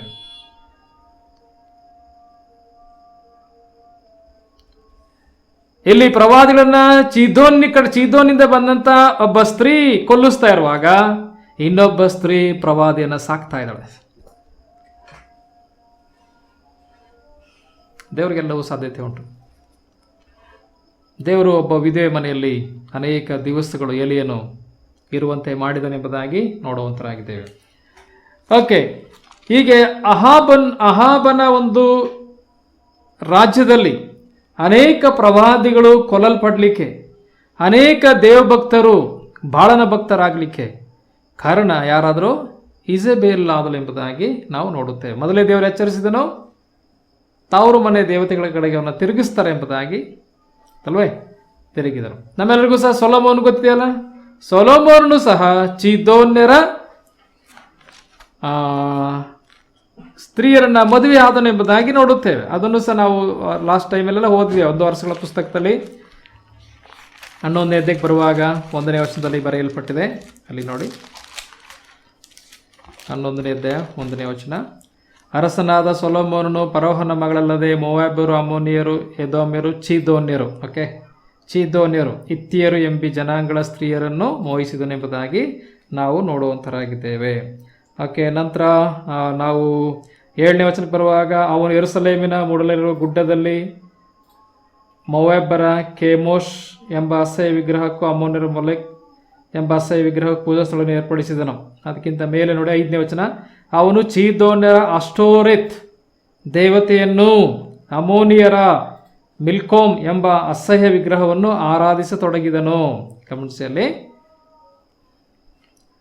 ಅವನು ಚೀದೋನ್ಯರ ಅಷ್ಟೋರೆತ್. ಇದು ಒಂದು ದೇವತೆ ಅವರಿಗೆ, ಚೀದೋನ್ಯರಿಗೆ ಅಷ್ಟೋರೆತ್ ಎಂಬತಕ್ಕಂಥ ಒಂದು ದೇವತೆ ಆಗಿತ್ತು ಎಂಬುದನ್ನು ನಾವು ನೋಡುವಂತರಾಗಿದ್ದೇವೆ ಪ್ರೇರೆ. ಹಾಗೆ ಸೊಲೊಮೋನನು ಸಹ ಚೀದೋನ್ಯರ ಸ್ತ್ರೀಯರನ್ನು ಆತನು ವಿವಾಹ ಆದನು. ನಂತರ ಅವರ ದೇವತೆಯಾದಂಥ ಅಷ್ಟೋರೆತ್ ದೇವತೆಯನ್ನು ಆತನು ಆರಾಧಿಸಿದನೆಂಬುದಾಗಿ ನೋಡುವಂತರಾಗಿದ್ದೇವೆ. ಅಂದರೆ ಇವರು ಬಂದು ಏನು ಮಾಡ್ತಾ ಇದ್ದಾರೆ? ಇಡೀ ರಾಜ್ಯದಲ್ಲಿ ಈ ಅನ್ಯ ದೇವತೆ ಆರಾಧನೆಯನ್ನು ಇನ್ಫ್ಲುಯೆನ್ಸ್ ಮಾಡ್ತಾ ಇದ್ದಾರೆ. ಯಾರು? ಚೀದೋನ್ಯರು. ನಂತರ ಈಗ ಅಹಾಬನ ಕಾಲದಲ್ಲಿ ಬಂದಂಥ ಇಜಬೇಲಳು ಅಲ್ಲಿ ಸಮಾರ್ಯದಲ್ಲಿ ಗುಡಿಯನ್ನು ಕಟ್ಟಿಸಲಿಕ್ಕೆ ಪ್ರೇರೇಪಣೆ ಕೊಟ್ಟಳು. ನಂತರ ದೇವರ ಪ್ರವಾದಿಗಳನ್ನು ಕೊಲ್ಲಿಸಿದಳು. ಅಶೇರ್ ವಿಗ್ರಹ ಸ್ಥಾಪನೆ ಮಾಡಲಿಕ್ಕೆ ಹೇಳಿದಳು. ನಂತರ ಏನಾಯಿತು? ಈ ಅಹಾಬನಿಗೆ ಒಂದು ಮಗಳು ಹುಟ್ಟಿದಳು. ಆ ಮಗಳ ಹೆಸರು ನೀವೆಲ್ಲರಿಗೂ ಸಹ ಗೊತ್ತಿದೇನಂತ ಗೊತ್ತಿಲ್ಲ. ಅವಳ ಹೆಸರು ಹತ್ತಲ್ಲೇಳು ಅಂತ. ಹತ್ತಲ್ಲೇಳು.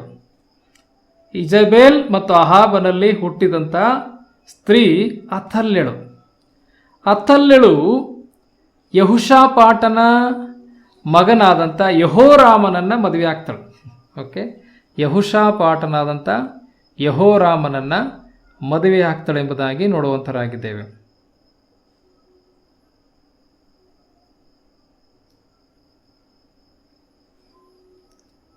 ಆಯ್ತಾ? ಈ ಯೆಹೋರಾಮನನ್ನ ಮದುವೆ ಆದಮೇಲೆ ಯೆಹೋರಾಮನು ಅವನು ಯಾರ ಕಡೆಗೆ ಅವನ ಒಲು ಹೋಗ್ತದೆ ಅಥವಾ ಯಾವ ರೀತಿಯಲ್ಲಿ ಆತನು ನಡ್ಕೋತಾನೆಂಬುದನ್ನು ನೋಡುವಾಗ ನಾವು ನೋಡುವ ಸಮಯದಲ್ಲಿ 2 ಪೂರ್ವಕಾಲ ವೃತ್ತಾಂತ 21ನೇ ಅಧ್ಯಾಯ 17ನೇ ವಚನ ಓದಿಕೊಳ್ಳೋಣ. 2 ಪೂರ್ವಕಾಲ ವೃತ್ತಾಂತ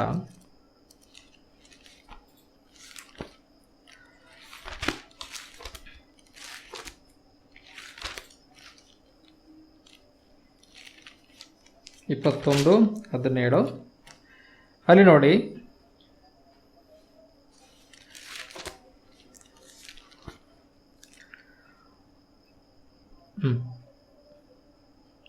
ಎರಡು ಪೂರ್ವಕಾಲ ವೃತ್ತಾಂತ 21:17 16 ಸವತ್ತಬರಣ. ಯೆಹೋವನು ಫಿಲಿಸ್ಟಿಯರನ್ನು ಕೂಶ್ಯರ ನೆರೆಯವರಾದ ಅರಬಿಯರನ್ನು ಯೆಹೋರಾಮನಿಗೆ ವಿರೋಧಿಗಳಾಗುವಂತೆ ಎಬ್ಬಿಸಿದ್ದರಿಂದ ಅವನು ಯಹೂದದ ಮೇಲೆ ಯುದ್ಧಕ್ಕೆ ಬಂದು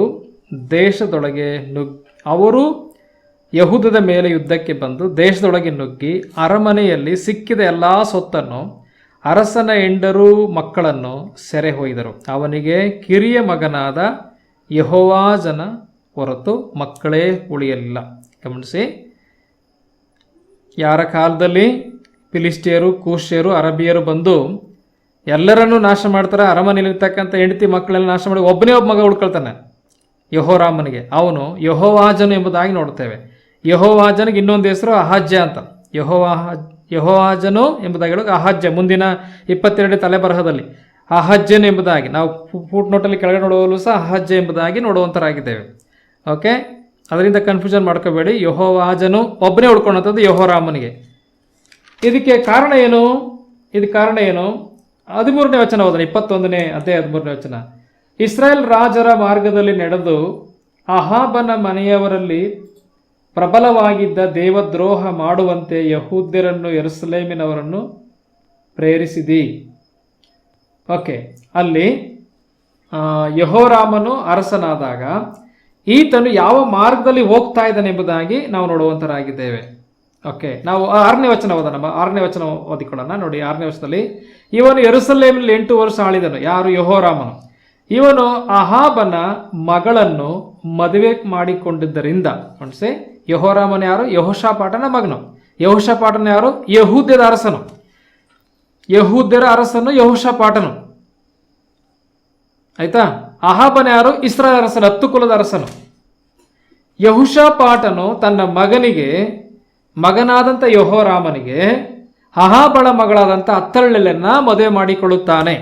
ಈ ಮದುವೆ ಮಾಡಿಕೊಳ್ಳೋದ್ರ ನಿಮಿತ್ತ ಇಲ್ಲಿ ನೋಡಿ ಏನಾಗ್ತದೆ, ಇವನು ಅಹಾಬನ ಮಗಳನ್ನು ಮದುವೆ ಮಾಡಿಕೊಂಡದ್ದರಿಂದ ಅಹಾಬನ ಕುಟುಂಬದವರಾದ ಇಸ್ರಾಯೇಲ್ ರಾಜರ ಮಾರ್ಗವನ್ನು ಅನುಸರಿಸಿ ಯೆಹೋವನ ಚಿತ್ತಕ್ಕೆ ವಿರುದ್ಧವಾಗಿ ನಡೆದನು. ಗಮನಿಸಿ, ಅವರಪ್ಪ ಯೆಹೋಷಾಪಾಟನ ಹೇಗಿದ್ದ? ಭಕ್ತನಾಗಿದ್ದ. ಅವನು ದೇವರನ್ನ ಯಥಾರ್ಥವಾದ ರೀತಿಯಲ್ಲಿ ಸೇವಿಸುವಂತವನಾಗಿದ್ದ ಯೆಹೋಷಾಪಾಟನು. ಆದರೆ ಮಗನಿಗೆ ಎಲ್ಲಿಂದ ತಂದಿದ್ದಾನೆ? ಮಗಳನ್ನ ಮದುವೆ ಮಾಡಿ, ಅಥವಾ ಮದುವೆ ಮಾಡಲಿಕ್ಕೆ ಹುಡುಗಿನ ಎಲ್ಲಿಂದ ತಂದಿದ್ದಾನೆ? ಅಹಾಬನ ಕುಟುಂಬದಿಂದ, ಅಂದರೆ 10 ಕುಲ ಇದಲ್ಲ, ಇಸ್ರಾಯೇಲ್ ಕುಟುಂಬದಿಂದ ತಗೊಂಬಂದಿದ್ದಾನೆ. ಈಗ ಏನಾಯ್ತು? ಚಿದೋನ್ಯರಿಂದ ಬಂದಂತ ಹೊಲಸು ಇಸ್ರಾಯೇಲ್ ಬಂತು. ಇಸ್ರಾಯೇಲ್ನಿಂದ ಇದ್ದಂಥ ಹೊಲಸು ಎಲ್ಲಿಗೆ ಬಂತು? ಯೆಹೋಷಾಪಾಟನ ಕುಟುಂಬಕ್ಕೆ ಬಂತು, ಅಂದ್ರೆ ಯಹೂದ್ಯಕ್ಕೆ ಬಂತು. ಈಗ ಹೆಂಗೆ ಈ ಯೆಹೋರಾಮನ್ ಹೆಂಗೆ ಹೋಗ್ತಾ ಇದ್ದಾನೆ? ಇವನು ಅಹಾಬನ ಮಗಳನ್ನು ಮದುವೆ ಮಾಡಿಕೊಂಡದ್ದರಿಂದ ಅಹಾಬನ ಕುಟುಂಬದವರಾದ ಇಸ್ರಾಯೇಲ್ ರಾಜರ ಮಾರ್ಗವನ್ನು ಅನುಸರಿಸಿ ಯೆಹೋವನ ಚಿತ್ತಕ್ಕೆ ವಿರುದ್ಧವಾಗಿ ನಡೆದನೆಂಬುದಾಗಿ ನೋಡುವಂತರಾಗಿದ್ದೇವೆ. ಈಗ ಇವನೇನು ಅನುಸರಿಸ್ತಾ ಇರೋದು? ತಾಯಿ ಕುಟುಂಬದ ಮಾರ್ಗ. ತಾಯಿಯ ತಾಯಿ ಯಾರು? ಇಜಬೇಲಳು, ಅಜ್ಜಿ. ಅರ್ಥ ಆಯ್ತಾ?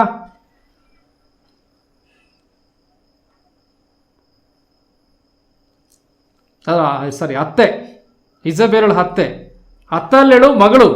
ಈ ಮಗಳನ್ನು ಯೆಹೋರಾಮನು ಮದುವೆ ಆಗ್ತಾ ಇದ್ದಾನೆ. ಯೆಹೋರಾಮನು ಮದುವೆ ಆಗಿ ಯಾರ ಮಾರ್ಗದಲ್ಲಿ ಹೋಗ್ತಾನೆ? ಇಸ್ರಾಯೇಲರ ಮಾರ್ಗದಲ್ಲಿ ಹೋಗ್ತಾ ಇದ್ದಾನೆ. ಅದರ ಅರ್ಥ ಏನಾಯ್ತು? ಈಗ ಯಹೂದ ರಾಜರನ್ನು ಸೆಳೆದರು ಅವರು. ಯಹೂದ ರಾಜರನ್ನು ಸಹ ಈ ಒಂದು ವಿಗ್ರಹಾರಾಧನೆಗೆ, ಅನ್ಯ ದೇವತೆ ಪೂಜೆ ಎಂಬ ವ್ಯಭಿಚಾರಕ್ಕೆ ಎಳೆದರು ಎಂಬುದಾಗಿ ನೋಡುವಂತರಾಗಿದ್ದೇವೆ. ನಂತರ ನಮ್ಮೆಲ್ಲರಿಗೂ ಸಹ ಗೊತ್ತಿದೆ ಯೆಹೋರಾಮನ ಕಥೆ ಏನಾಯ್ತು ಎಂಬುದಾಗಿ. ಯೆಹೋರಾಮಂದು ಏನಾಯ್ತು ಮುಂದೆ ನಾವು 13ನೇ ವಚನ ಓದೋದಲ್ಲ. ಇಸ್ರಾಯೇಲ್ ರಾಜರ ಮಾರ್ಗದಲ್ಲಿ ನಡೆದು ಅಹಾಬನ ಮನೆಯವರಲ್ಲಿ ಪ್ರಬಲವಾಗಿದ್ದ ದೇವದ್ರೋಹ ಮಾಡುವಂತೆ ಯಹೂದ್ಯರನ್ನು ಯೆರೂಸಲೇಮಿನವರನ್ನು ಪ್ರೇರಿಸಿದಿ. ಯಾರು ಪ್ರೇರಿಸಿದಂಥದ್ದು? ಈ ಯೆಹೋರಾಮನು. ಅಂದ್ರೆ ಪ್ರಬಲವಾದ ದೇವದ್ರೋಹ ಎಲ್ಲಿದೆ? ಇಸ್ರಾಯೇಲರಲ್ಲಿತ್ತು. ನೀನು ಯಹೂದ್ಯರನ್ನು ಯೆರೂಸಲೇಮಿನವರನ್ನು ಪ್ರೇರಿಸಿದಿ ಮತ್ತು ನಿನ್ನ ತಂದೆಯ ಕುಟುಂಬಕ್ಕೆ ಸೇರಿ ನಿನಗಿಂತ ಉತ್ತಮರು ನಿನ್ನ ಸಹೋದರರಾಗಿದ್ದವರನ್ನು ವಧಿಸಿದಿ. ಆದುದರಿಂದ ಯೆಹೋವನು ನಿನ್ನ ಪ್ರಜೆಯನ್ನು, ಹೆಂಡರು ಮಕ್ಕಳನ್ನು, ಸರ್ವಸ್ವವನ್ನು ಮಹಾ ಆಪತ್ತಿಗೆ ಗುರಿ ಮಾಡುವನು. ನಿನಗಾದರೂ ಕರುಳುಬೇನೆ ಎಂಬ ಕಠಿಣ ರೋಗವು ಬಂದು ಬಹುದಿನಗಳವರೆಗೂ ಇದ್ದು ಕಡೆಯಲ್ಲಿ ಅದರಿಂದ ನಿನ್ನ ಕರುಳುಗಳು ಹೊರಗೆ ಬೀಳುವು ಎಂದು ತಿಳಿಸಿದನು. ಅದೇ ಪ್ರಕಾರವಾಗಿ ಯೆಹೋರಾಮನು, ಯೆಹೋಷಾಫಾಟನ ಮಗನು, ಯೆಹೂದದ ರಾಜನೇನಾದನೋ ಅದೇ ಪ್ರಕಾರ ಸತ್ತು ಹೋದನೆಂಬುದಾಗಿ 16ನೇ ವರ್ಷದಿಂದ ನಾವು ನೋಡುವಂತರಾಗಿದ್ದೇವೆ. 16ನೇ ವಚನ, ಯೆಹೋವನು ಫಿಲಿಸ್ಟಿಯರನ್ನು, ಕೂಶ್ಯರ ನೆರೆಯವರಾದ ಅರಬಿಯರನ್ನು ಯೆಹೋರಾಮನಿಗೆ ವಿರೋಧಗಳಾಗುವಂತೆ ಎಬ್ಬಿಸಿದ್ದರಿಂದ ಅವರು ಯಹೂದದ ಮೇಲೆ ಯುದ್ಧಕ್ಕೆ ಬಂದು ದೇಶದೊಳಗೆ ನುಗ್ಗಿ ಅರಮನೆಯಲ್ಲಿ ಸಿಕ್ಕಿದ ಎಲ್ಲಾ ಸೊತ್ತನ್ನು, ಅರಸನ ಹೆಂಡರು ಮಕ್ಕಳನ್ನು ಸೆರೆ ಹೊಯ್ದರು. ಅವನಿಗೆ ಕಿರಿಯ ಮಗನಾದ ಯೆಹೋವಾಜನ ಹೊರತು ಮಕ್ಕಳೇ ಉಳಿಯಲಿಲ್ಲ. ಇಷ್ಟೆಲ್ಲ ಆದ ಮೇಲೆ ಯೆಹೋವನ ಅವನ ಕರುಳುಗಳಲ್ಲಿ ವಾಸಿಯಾಗಲಾರದ ರೋಗವನ್ನು ಉಂಟು ಮಾಡಿದನು. ಕಾಲಾಂತರದಲ್ಲಿ, ಅಂದರೆ ಸುಮಾರು 2 ವರ್ಷಗಳಾದ ಮೇಲೆ ಆ ರೋಗದಿಂದ ಕರುಳುಗಳು ಹೊರಗೆ ಬಿದ್ದವು. ಅವನು ಕಡು ಬೇನೆಯಿಂದ ಸತ್ತನು. ಅವನ ಪ್ರಜೆಗಳು ಅವನ ಪೂರ್ವಿಕರಿಗೋಸ್ಕರ ಧೂಪ ಹಾಕಿದ ಪ್ರಕಾರ ಅವನಿಗೆ ಹಾಕಲಿಲ್ಲ. ಅವನು ಪಟ್ಟಕ್ಕೆ ಬಂದಾಗ 32 ವರ್ಷದವನಾಗಿದ್ದನು. ಅವನು ಯೆರೂಸಲೇಮಿನಲ್ಲಿ 8 ವರ್ಷ ಆಳಿದನು. ಅವನು ತೀರಿ ಹೋದಾಗ ಅವನನ್ನು ಯಾರು ಹಂಬಲಿಸಲಿಲ್ಲ. ಅವನ ಶವವನ್ನು ದಾವೀದನ ನಗರದಲ್ಲಿ ಸಮಾಧಿ ಮಾಡಿದರು, ಆದರೆ ರಾಜಸ್ಮಶಾನದಲ್ಲಿ ಅಲ್ಲ ಎಂಬುದಾಗಿ ನೋಡುತ್ತೇವೆ. ಯೆಹೋರಾಮನ ಕತೆ ಮುಗೀತು. ಕರಳು ಬೇನೆಯಿಂದ ಸತ್ತು ಹೋದನು, ಮುಗೀತು ಕತೆ. ಈಗ ನೆಕ್ಸ್ಟ್ ಅವನ ಮಗ ಅಹಾಜ್ಯನು ಅಧಿಕಾರಕ್ಕೆ ಬರುತ್ತಾನೆ. ಅಹಾಜ್ಯನು ಯಾರು? ಅಹಾಜ್ಯನು ಅತ್ತಳ್ಯಲ ಮಗನು. ಓಕೆ, ಯೆಹೋರಾಮನಿಂದ ಅತ್ತಳ್ಯಲಲ್ಲಿ ಹುಟ್ಟಿದಂಥ ಮಗನು. ಅಂದ್ರೆ ಹಿಜಬೇಲ್ ಅಹಾಬನ ಮಗಳಲ್ಲಿ ಹುಟ್ಟಿದಂಥ ಮಗನು ಈ ಅಹಾಜ್ಯನು. ಈಗ ಅಹಾಜ್ಯನು ಅಧಿಕಾರಕ್ಕೆ ಬಂದಾಗ ಇವನೇನು ಹೆಂಗ್ ಹೋಗ್ತಾನೆ ಇವನು ಸಹ ನೋಡುವಾಗ 3ನೇ ವಚನ, 22ನೇ 3ನೇ ವಚನ. ಇವನ ತಾಯಿ ಅಂದ್ರೆ ಯಾರು? ಇವನ ತಾಯಿ ಯಾರು? ಅತ್ತಲ್ಯಳು ಎಂಬುದಾಗಿ ನೋಡ್ತೇವೆ. ನಾವು ಮೊದಲಿಂದ ಓದ್ಕೊಳ್ಳೋಣ ಸ್ವಲ್ಪ. ಯೆರೂಸಲೇಮಿನವರು ಯೆಹೋರಾಮನಿಗೆ ಬದಲಾಗಿ ಅವನ ಕಿರಿಯ ಮಗನಾದ ಅಹಾಜ್ಯನನ್ನು ಅರಸನನ್ನಾಗಿ ಮಾಡಿದರು. ಇವನೊಬ್ಬನೇ ಉಳಿದಿದ್ದು. ಬಂದು ಶತ್ರುಗಳು ಎಲ್ಲರನ್ನೂ ಕೊಂದಾಕ್ಬಿಟ್ಟು ಇವನೊಬ್ಬನೇ ಉಳಿದು, ಅಹಾಜ್ಯನೊಬ್ಬನೇ ಉಳಿದಿದ್ದು. ಓಕೆ, ಅರಬಿಯರೊಡನೆ ಯೆಹೋರಾಮನ ಪಾಳೆಯಕ್ಕೆ ಬಂದ ಕೊಳ್ಳೆಗಾರರು ಅವನ ಹಿರಿಯ ಮಕ್ಕಳನ್ನೆಲ್ಲ ಕೊಂದು ಬಿಟ್ಟಿದ್ದರು. ಆದ್ದರಿಂದ ಯಹೂದದ ಅರಸನಾದ ಯೆಹೋರಾಮನ ಮಗ ಅಹಾಜ್ಯನು ಅರಸನಾದನು. ಇವನು ಪಟ್ಟಕ್ಕೆ ಬಂದಾಗ 42 ವರ್ಷದವನಾಗಿದ್ದನು. ಇವನು ಯೆರೂಸಲೇಮಿನಲ್ಲಿ 1 ವರ್ಷ ಆಳಿದನು, ಒಂದೇ 1 ವರ್ಷ ಆಳಿದನು. ಒಮ್ರಿಯ ಮೊಮ್ಮಗಳಾದ ಅತ್ತಲ್ಯ ಎಂಬಾಕಿಯು ಇವನ ತಾಯಿ. ಒಮ್ರಿ ಅಂದ್ರೆ ಯಾರು? ಒಮ್ರಿ ಅಂದ್ರೆ ಅಹಾಬನ ತಂದೆ. ಓಕೆ, ಅಹಾಬನ ತಂದೆ ಒಮ್ರಿ ಅಂದ್ರೆ. ಅಹಾಬನ ತಂದೆ ಒಮ್ರಿ, ಒಮ್ರಿಯ ಮಗನು ಅಹಾಬನು. ಒಮ್ರಿಯ ಮೊಮ್ಮಗಳು ಯಾರು? ಅತ್ತಲ್ಯಳು, ಅಹಾಬನಲ್ಲಿ ಹುಟ್ಟಿದಂಥವಳು. ಓಕೆ, ಇದು ಒಮ್ರಿ ಒಂದು ಲೈನ್. ಒಮ್ರಿ ಒಂದು 4 ಜನ ಆಳ್ವಿಕೆ ಮಾಡ್ತಾರೆ ಈ ಲೈನಲ್ಲಿ. ಒಮ್ರಿ ಆದಮೇಲೆ ಅಹಾಬ ಬರ್ತಾನೆ, ಅಹಾಬ ಆದಮೇಲೆ ಅಹಾಜಿಯ ಬರ್ತಾನೆ, ಅಹಾಜಿ ಆದಮೇಲೆ ಯೋರಾಮ ಬರ್ತಾನೆ. ಓಕೆ, ಯೆಹೋರಾಮ ಅಲ್ಲ, ಯೋರಾಮ. ಓಕೆ, ನಾವು ವ್ಯತ್ಯಾಸ ಅರ್ಥ ಮಾಡ್ಕೊಳ್ಬೇಕು. ಓಕೆ, ಈ 4 ಜನರು ಇವನ ಕುಟುಂಬದಲ್ಲಿ ಬರುವಂಥ ಅರಸರು. ಮತ್ತೆ ಬಂದು ಯೇಹು ಬರ್ತಾನೆ ನೆಕ್ಸ್ಟ್. ಆಮೇಲೆ ಯೇಹು ಬಂದು ಯೇಹು ಅಲ್ಲ, ಇನ್ನೊಬ್ಬ ವ್ಯಕ್ತಿ ಬರ್ತಾನೆ. ಅದಾದ್ಮೇಲೆ ಅವನು ಆಳ್ವಿಕೆ ಮಾಡ್ತಾನೆ. ಇವ್ರ ಕತೆ ಮುಗಿದ ಮೇಲೆ, ಅಹಾಬನ ವಂಶದ ಆಡಳಿತ ಮುಗಿದ ಮೇಲೆ 4 ಅರಸರು ಮಾತ್ರ ಆಡಳಿತ ಮಾಡಿದ ಅಹಾಬನ ಕುಟುಂಬದಲ್ಲಿ. ಇನ್ನು ಬೇರೆ ಕುಟುಂಬ ಬಂದು ಅಧಿಕಾರ ಮಾಡ್ತದೆ ಇಲ್ಲಿ. ಆದರೆ ಯಹೂದ್ಯರಲ್ಲಿ ಹಂಗೆ ಅಲ್ಲ. ಯಹೂದ್ಯರಲ್ಲಿ ಒಂದೇ ಒಂದು ಕುಟುಂಬ, ಅದು ದಾವೀದನ ಕುಟುಂಬ ಮಾತ್ರ ಅಧಿಕಾರಕ್ಕೆ ಬರುವಂಥದ್ದು. ದಾವೀದನ ಲೈನೇ ಉದ್ದಕ್ಕೂ ಬರ್ತದೆ. ಯೂದಾಯ ಸೀಮೆಯಲ್ಲಿ ಉದ್ದಕ್ಕೂ ದಾವೀದನ ಕುಟುಂಬನೇ. ದಾವೀದನ ಮಗ ದಾವೀದನ ಮಗನು ಸೊಲೊಮನ್ ಬರ್ತಾನೆ, ಸೊಲೊಮನ್ ಆದ್ಮೇಲೆ ರೆಹಬ್ಬಾಮ್ ಬರ್ತಾನೆ. ಹೀಗೆ ಅವನ ಮಗನು ಅಧಿಕಾರಕ್ಕೆ ಬರ್ತಾರೆ. ಆ ರೀತಿಯಾಗಿ ಬರ್ತಾರೆ. ಇಲ್ಲಿ ಇವನ ತಾಯಿ ಒಮ್ರಿಯ ಮೊಮ್ಮಗಳಾದ, ಅಂದರೆ ಇಸ್ರಾಯೇಲ್ ರಾಜನಾಗಿದ್ದ ಒಮ್ರಿ ಅಹಾಬನ ತಂದೆ. ಅವರ ಮೊಮ್ಮಗಳಾದಂತಹ ಅತ್ತಲ್ಲೆ ಎಂಬಾಕೆ ಇವನ ತಾಯಿ. ಈಗ ಗಮನಿಸಿ 3ನೇ ವಚನ. ತನ್ನ ತಾಯಿಯ ದುರ್ಬೋಧನೆಯನ್ನು ಆಲೈಸಿ ಇವನು ದುರಾಚಾರಿಗೆ ಅಹಾಬನ ಮನೆಯವರ ಮಾರ್ಗದಲ್ಲೇ ನಡೆದನು. ಗಮನಿಸ್ತ್ರ ಯಾವ ಮಾರ್ಗದಲ್ಲಿ ನಡೆದನಂತೆ? ಅಹಾಬನ ಮನೆಯವರ ಮಾರ್ಗದಲ್ಲೇ ನಡೆದನು. ಯಾರು ಇವನು? ಯಹೂದ್ಯರ ಅರಸ. ಈ ಯಹೂದ್ಯರ ಅರಸ ಅಹಾಜ್ಯನು ಏನ್ ಮಾಡ್ತಾ ಇದ್ದಾನೆ? ಅಹಾಬನ ಮನೆಯವರ ಮಾರ್ಗದಲ್ಲಿ ನಡೀತಾನೆ. ಯಾರು ಇದಕ್ಕೆ ಬೋಧನೆ ಮಾಡುವಂತಾರೆ? ಯಾರು? ಅತ್ತಲ್ಲೆಳಿನ ಬೋಧನೆ ಮಾಡ್ತಾರೆ. ಯಾರ ತಾಯಿಕೆ? ಅಥವಾ ಇವ್ರ ತಾಯಿ ಯಾರು? ಅತ್ತಲ್ಲೆಳ ತಾಯಿ ಇಜಬೇಲಳು. ಈ ಇಜಬೇಲಳ ಮಗಳು ಅತ್ತಲ್ಲೆಳು. ಇಜಬೇಲ್ ಏನ್ ಮಾಡಿದಳು? ಇಸ್ರಾಯೇಲನ್ನ ಕೆಡಿಸ, ಅಥವಾ 10 ಕುಲ ಇದೆಲ್ಲ ಅವ್ರನ್ನ ಕೆಡಿಸ್ತಳು. ಈಗ ಅವಳ ಮಗಳು ಏನ್ ಮಾಡಿದಾಳೆ? ಯಹೂದ್ಯಕ್ಕೆ ಬಂದು ಇಲ್ಲಿ ಕೆಡಿಸ್ತಾ ಇದ್ದಾಳೆ. ಪ್ರಿಯರೇ, ಅದಕ್ಕೆ ನಾನು ಬಹಳ ಎಚ್ಚರಿಕೆಯಾಗಿ ವಿವಾಹದಲ್ಲಿ ಇರ್ಬೇಕಂತ ಹೇಳುವಂಥದ್ದು. ಒಂದು ಬಂತು ಅಂದ್ರೆ, ಈಗ ನೋಡಿ, ಚೀದೋನ್ನಿಂದ ಇಸ್ರಾಯೇಲ್ಗೆ ಬಂತು. ಯಾರು? ಇಜಬೇಲಳು. ಇಜಬೇಲಳ ಮಗಳು ಎಲ್ಲಿಗೆ ಬಂದ್ಲು? ಯೂದಾಯಕ್ಕೆ ಬಂದ್ಲು. ಈಗ ಯೂದಾಯ ಏನಾಗ್ತಾ ಇದೆ? ಇಸ್ರಾಯೇಲ್ ಯಹೂದಿಗಳು ಏನಾಗ್ತಾ ಇದ್ದಾರೆ? ಅವರು ಸಹ ದಾರಿ ತಪ್ಪಿ ಹೋಗ್ತಾ ಇದ್ದಾರೆ. ಇಲ್ಲಿ ಗಮನಿಸಿ, ಈ ಅಹಾಜ್ಯನು ಏನ್ ಮಾಡ್ತಾ ಇದ್ದಾನೆ? ಈ ತಾಯಿಯ ದುರ್ಬೋಧನೆನ ಆಲೈಸಿ ದುರಾಚಾರಿಯಾಗಿ ಅಹಾಬನ ಮನೆಯವರ ಮಾರ್ಗದಲ್ಲೇ ನಡೆದನು. ಇವನ ತಂದೆ ತೀರಿ ಹೋದ ಮೇಲೆ ಅಹಾಬನ ಕುಟುಂಬದವರೇ ಇವನಿಗೆ ಸಲಹೆ ಕೊಟ್ಟು ಇವನನ್ನು ಕೆಡಿಸುತ್ತಾ ಬಂದದ್ದರಿಂದ. ಗಮನಿಸಿ, ಯಾರು ಸಲಹೆ ಕೊಟ್ಟವರು? ಇವರಪ್ಪ ಸತ್ತು ಹೋದ, ಯೆಹೋರಾಮನು ಸತ್ತು ಹೋದ. ಈಗ ಯಾರು ಹಿಡಿತಲಿದ್ದಾನೆ? ಆ ಕಡೆ ಅಜ್ಜಿ ಮನೆ, ಗೊತ್ತಲ್ಲ ಅಜ್ಜಿ ಯಾರು? ಅಜ್ಜಿ ಯಾರು? ಇಜಬೇಲಳು ಅಜ್ಜಿ. ಯಾರಿಗೆ? ಈ ಅಹಾಜ್ಯನಿಗೆ ಅಜ್ಜಿ ಇಜಬೇಲಳು. ಹೆಂಡತಿ